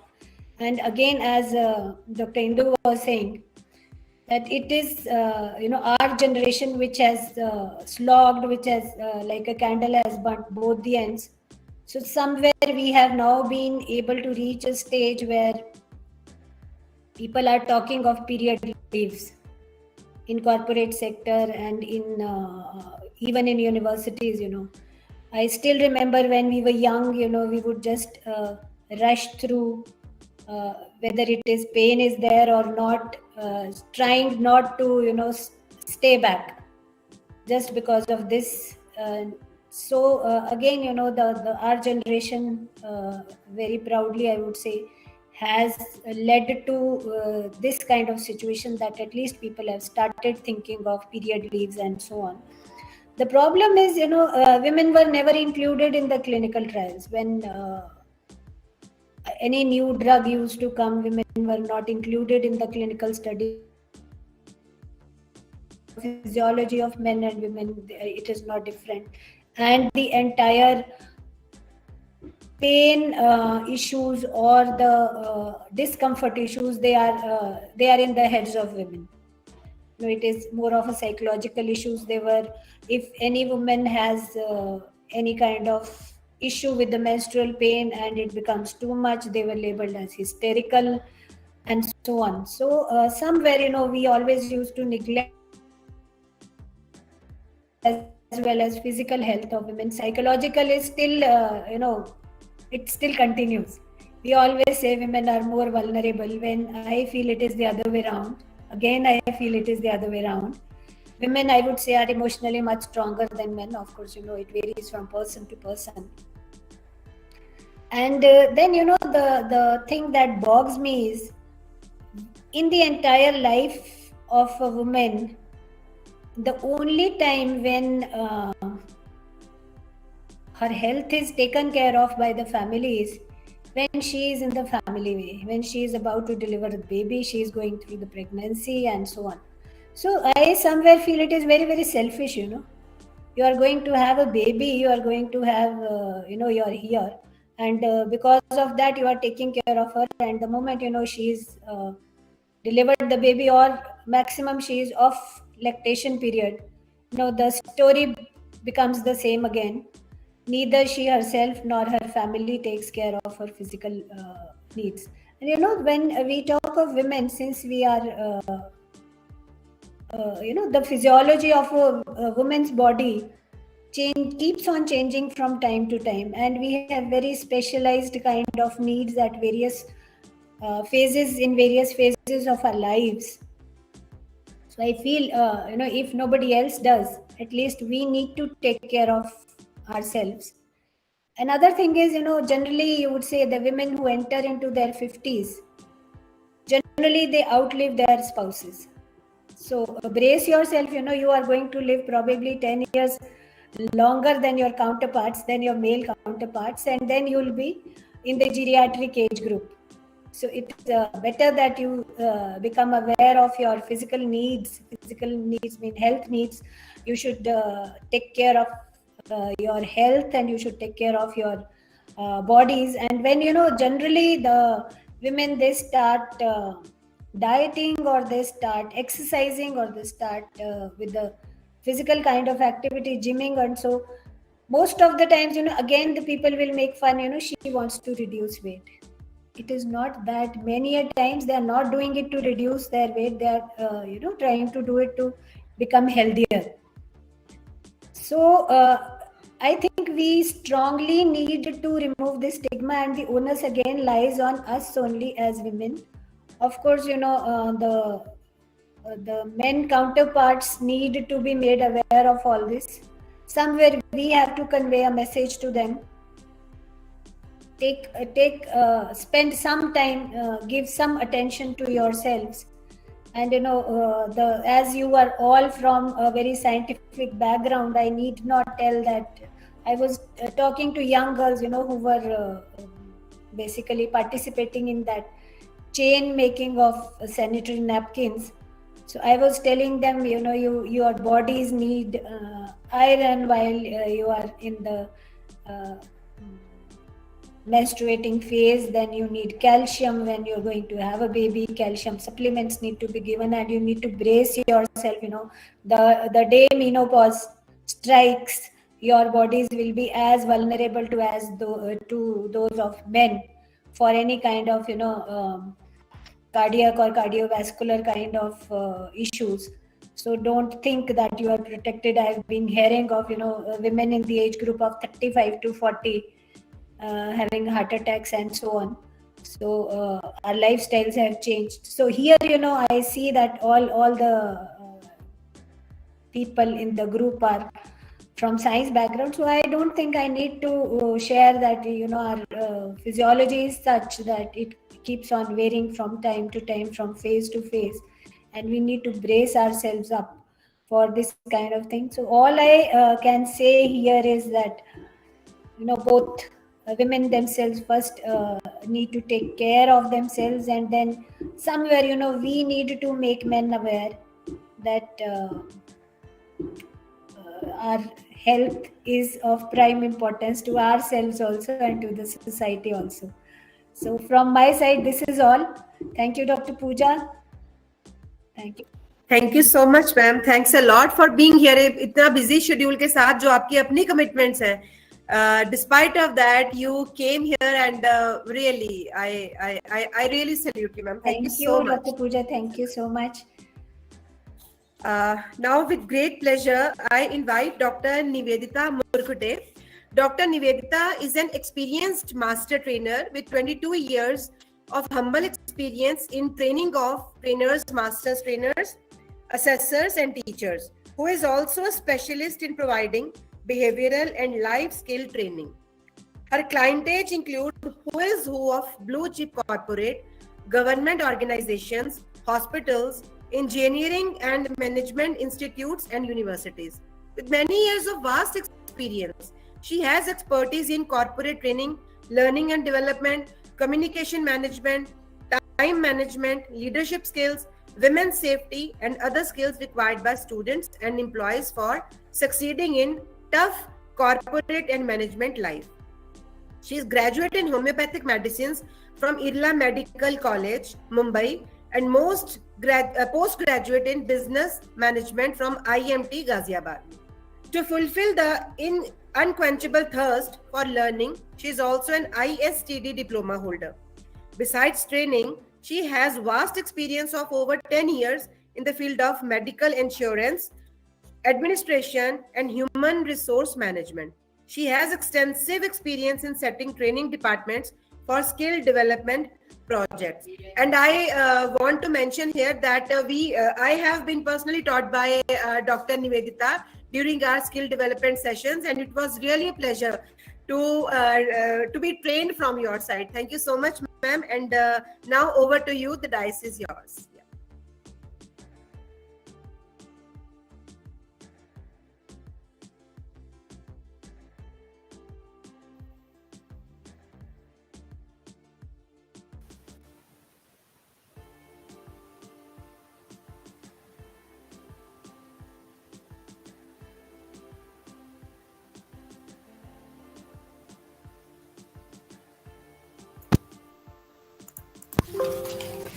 Am I audible now?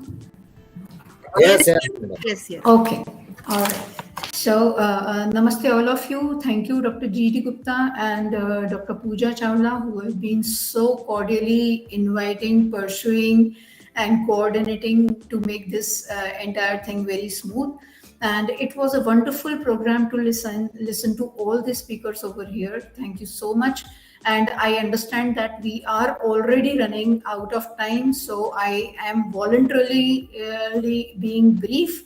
I think there is a lot of valuable points, and this session had, and it was spoken by everybody.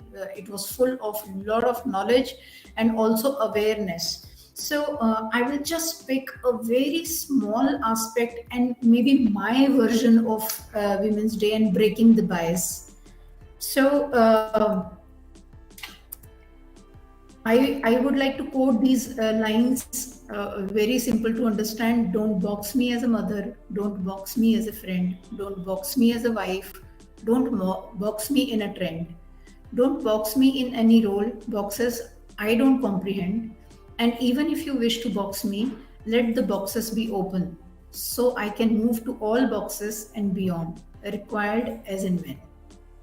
So when all the points have been spoken, however, only one shade of the topic which I would like to present is we are the product of nature, and we know that nature is a complete and is a perfect machinery in itself. When a plant is a bush, we do not ask why you are not a tree, and to tree we do not ask why you are not a small flower bearing plant. We do not ask grass to bear a flower, and we respect for what they are.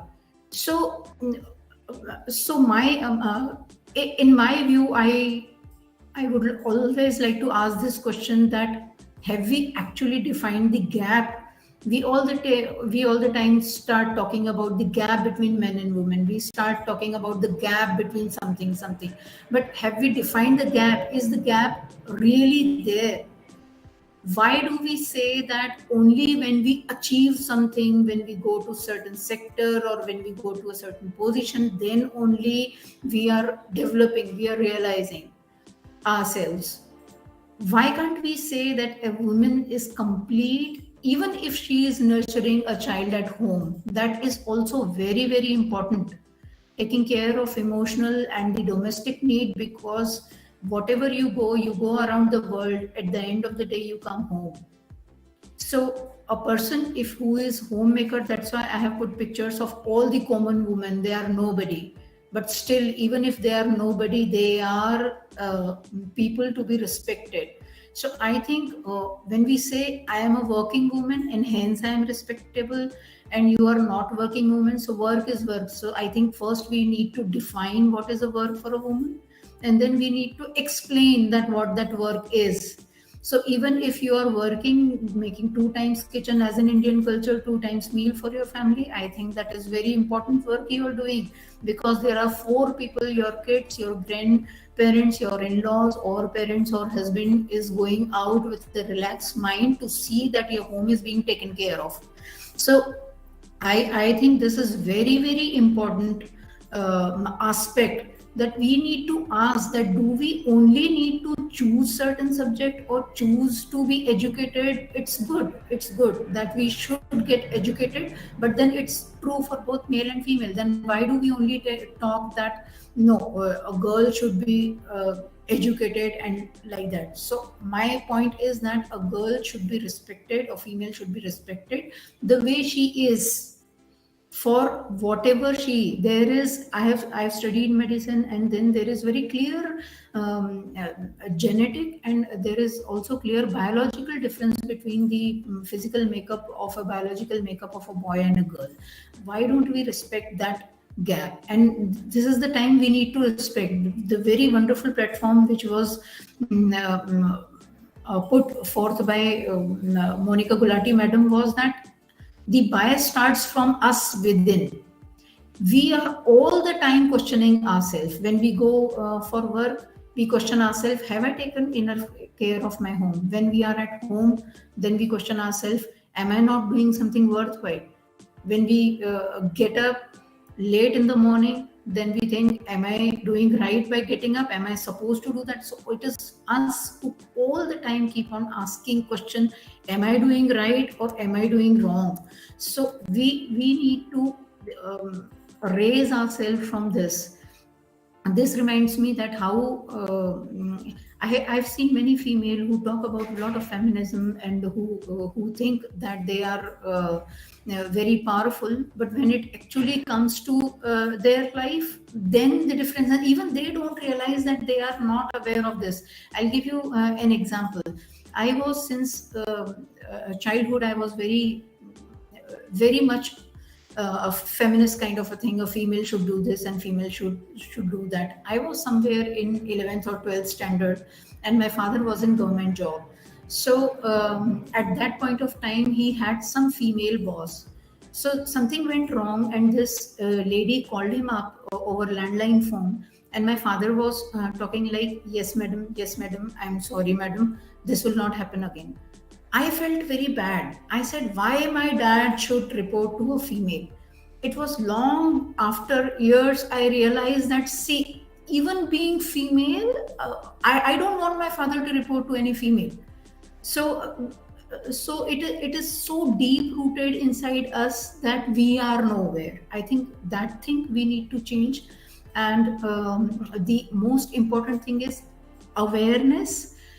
We are not aware what we can do, or we should at least be aware whatever we are, it's enough. We don't want to prove our existence to the world. That is point number one.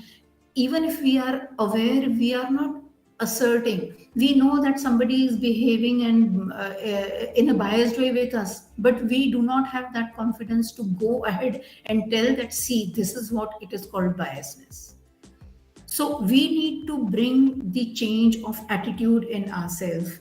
And I remember I was listening to Leela Seth Madam. She was the first Chief Justice of State of High Court, Lady Chief Justice in India. So she told, and I will never forget her lecture. She told that she was very happy when she got this position of Chief Justice, and she said that this is I am now in a right position so that I can end the dowry against women, or the suffering of women due to dowry. So in 2005, when the Property Act was passed for women, it also included that the women is not only has the authority to have the share of the acquired property, but the ancestral property also. So she gives an example of a case where there were two brothers and two sisters. So the father died, and these two brothers came to the court to say that please divide this property into two halves. So Leela said, asked that, do you have any sisters? They said, yes, we have sisters. So they said, do you know that even they have a share in this property? They will have a share in this property. They said, yes, we know, but see, this is the letter. And they have given us their consent that they don't want any share. She said, no, you call them to the court. Then she called those two people to the court. She said that, do you know that as a sister you will have that property, you are equally a partner in that property? They said, yes ma'am, we have, but we don't want, because we want our brothers to be happy. So then she said, no, actually it should be divided into 4 parts, 2 sister and 2 brother. But they knew everything, so awareness was there. The assertion was not there, the attitude that we wanted, because we think that there is something crime. When we go to beauty parlor for 3 hours, then we have this guilt in feeling. So we are very, very good in time management, but we are very extremely poor in guilt management. We are all the time guilty about doing something, and then when we are doing one thing, then we are guilty about something other. So I think women are extremely, extremely multi-talented. They are very soft, and they are built like that. And that is why whatever softness the world has, it has, and that is very much must. So not taking long with this, I would like to give some figures in life sciences and a very motivating example in life sciences. In life sciences, we have got only 15% women working in this sector. and there is a lot of need. When I myself is in the sector, and we all are, and we realize that there is nothing in life sciences which is only requires only male. We have equal brains, and it is not even like a bodybuilding or a weightlifting kind of a sector where women cannot come. They can come, and it needs women power. Life sciences, I would, all the students who are listening to me, I think I will encourage them. And I had incidents in 2014. The council had just begun, and we had a project to run our life sciences courses in various colleges. So we were given a girls' college to pitch in for medical sales representative job. So I was spoken as a speaker, and I myself went over there. See, they have given a girls' college for a typical of a marketing job role, and I don't know what is going to happen. So I went there. Nonetheless, I went there and I told them, and I typically told them about especially all the challenges which marketing will bring to a female. And to greatest of my surprise, within half an hour, there were 80 girls who stood up and said that, madam, we want to take up and we want to come to this field. Then, being perplexed, I said, no, I will not take this. You first go and ask your parents. So believe me, 75 of them reverted that, okay, our parents are fine. Then there was another question, is industry okay with this? And so we went to industry and we said that there are 75 people we want to train, but will you be able to absorb? And the response was overwhelming. So that day I understood that it is only block in our mind कि लड़कियों को बढ़ने नहीं देते, लड़कियां marketing का काम नहीं कर सकती, लड़कियां घूम नहीं सकती, लड़कियां ये नहीं कर सकती. I couldn't see any block for these people. Finally, we trained those people. We were able to place 60 girls as a marketing in the marketing field, and that was a wonderful experience that has evolved me also as a female. And I have also learned with that example to not to see boundaries. And with the lines which I have displayed, women with dreams and kids to the world, either support or else we will find our own way. So there is no looking back, and there is no need for keeping a higher goal to prove yourself. So whatever you are very respectable. Thank you so much. Thank you, ma'am. Thank you so much for such a wonderful lecture. Really, ma'am. जब भी ऐसी हस्तियों से मिलते हैं ना ma'am, तो अपना कॉन्फिडेंस डबल हो जाता है. And I'm really speechless, ma'am, and thank you so much for being here. और बहुत सारे अपने जो वो बात आपने बिल्कुल सही बोली कि मेंटल ब्लॉक निकालना बहुत जरूरी है. And this happened with me yesterday only. जब मैंने खुद ही ऐसा बोला तो मेरा बेटा बोला, मम्मा क्या बोल रहे हो, ऐसा क्यों कह रहे हो, why are you saying? मैंने कहा नहीं बेटा, I simply use the language कि महिला के सामने आके ये क्यों पंगा ले रहा. तो मेरा बेटा बोला, मम्मा why are you saying this thing? मैंने सेट कि महिला दिवस आ रहा है, मुझे इसलिए ये ज्यादा फीलिंग आ रही है. बट रियली मैम, ये मेंटल ब्लॉक हमें ही निकालना पड़ेगा, और अगर हम अपनी केयर नहीं करेंगे तो who else will do it? And once again ma'am, I really am thankful to all of you who are present over here. So with the kind permission of principal sir, I am asked to propose a vote of thanks, and really I feel lucky and I am heartily indebted to Shri Parveen Garg ji, Chairman ISFCP, and Professor G.D. Gupta, Director cum Principal, for providing me an opportunity to propose a vote of thanks. With folded hands, I would like to convey my gratitude to Professor Annpurna Nautiyal for gracing this occasion.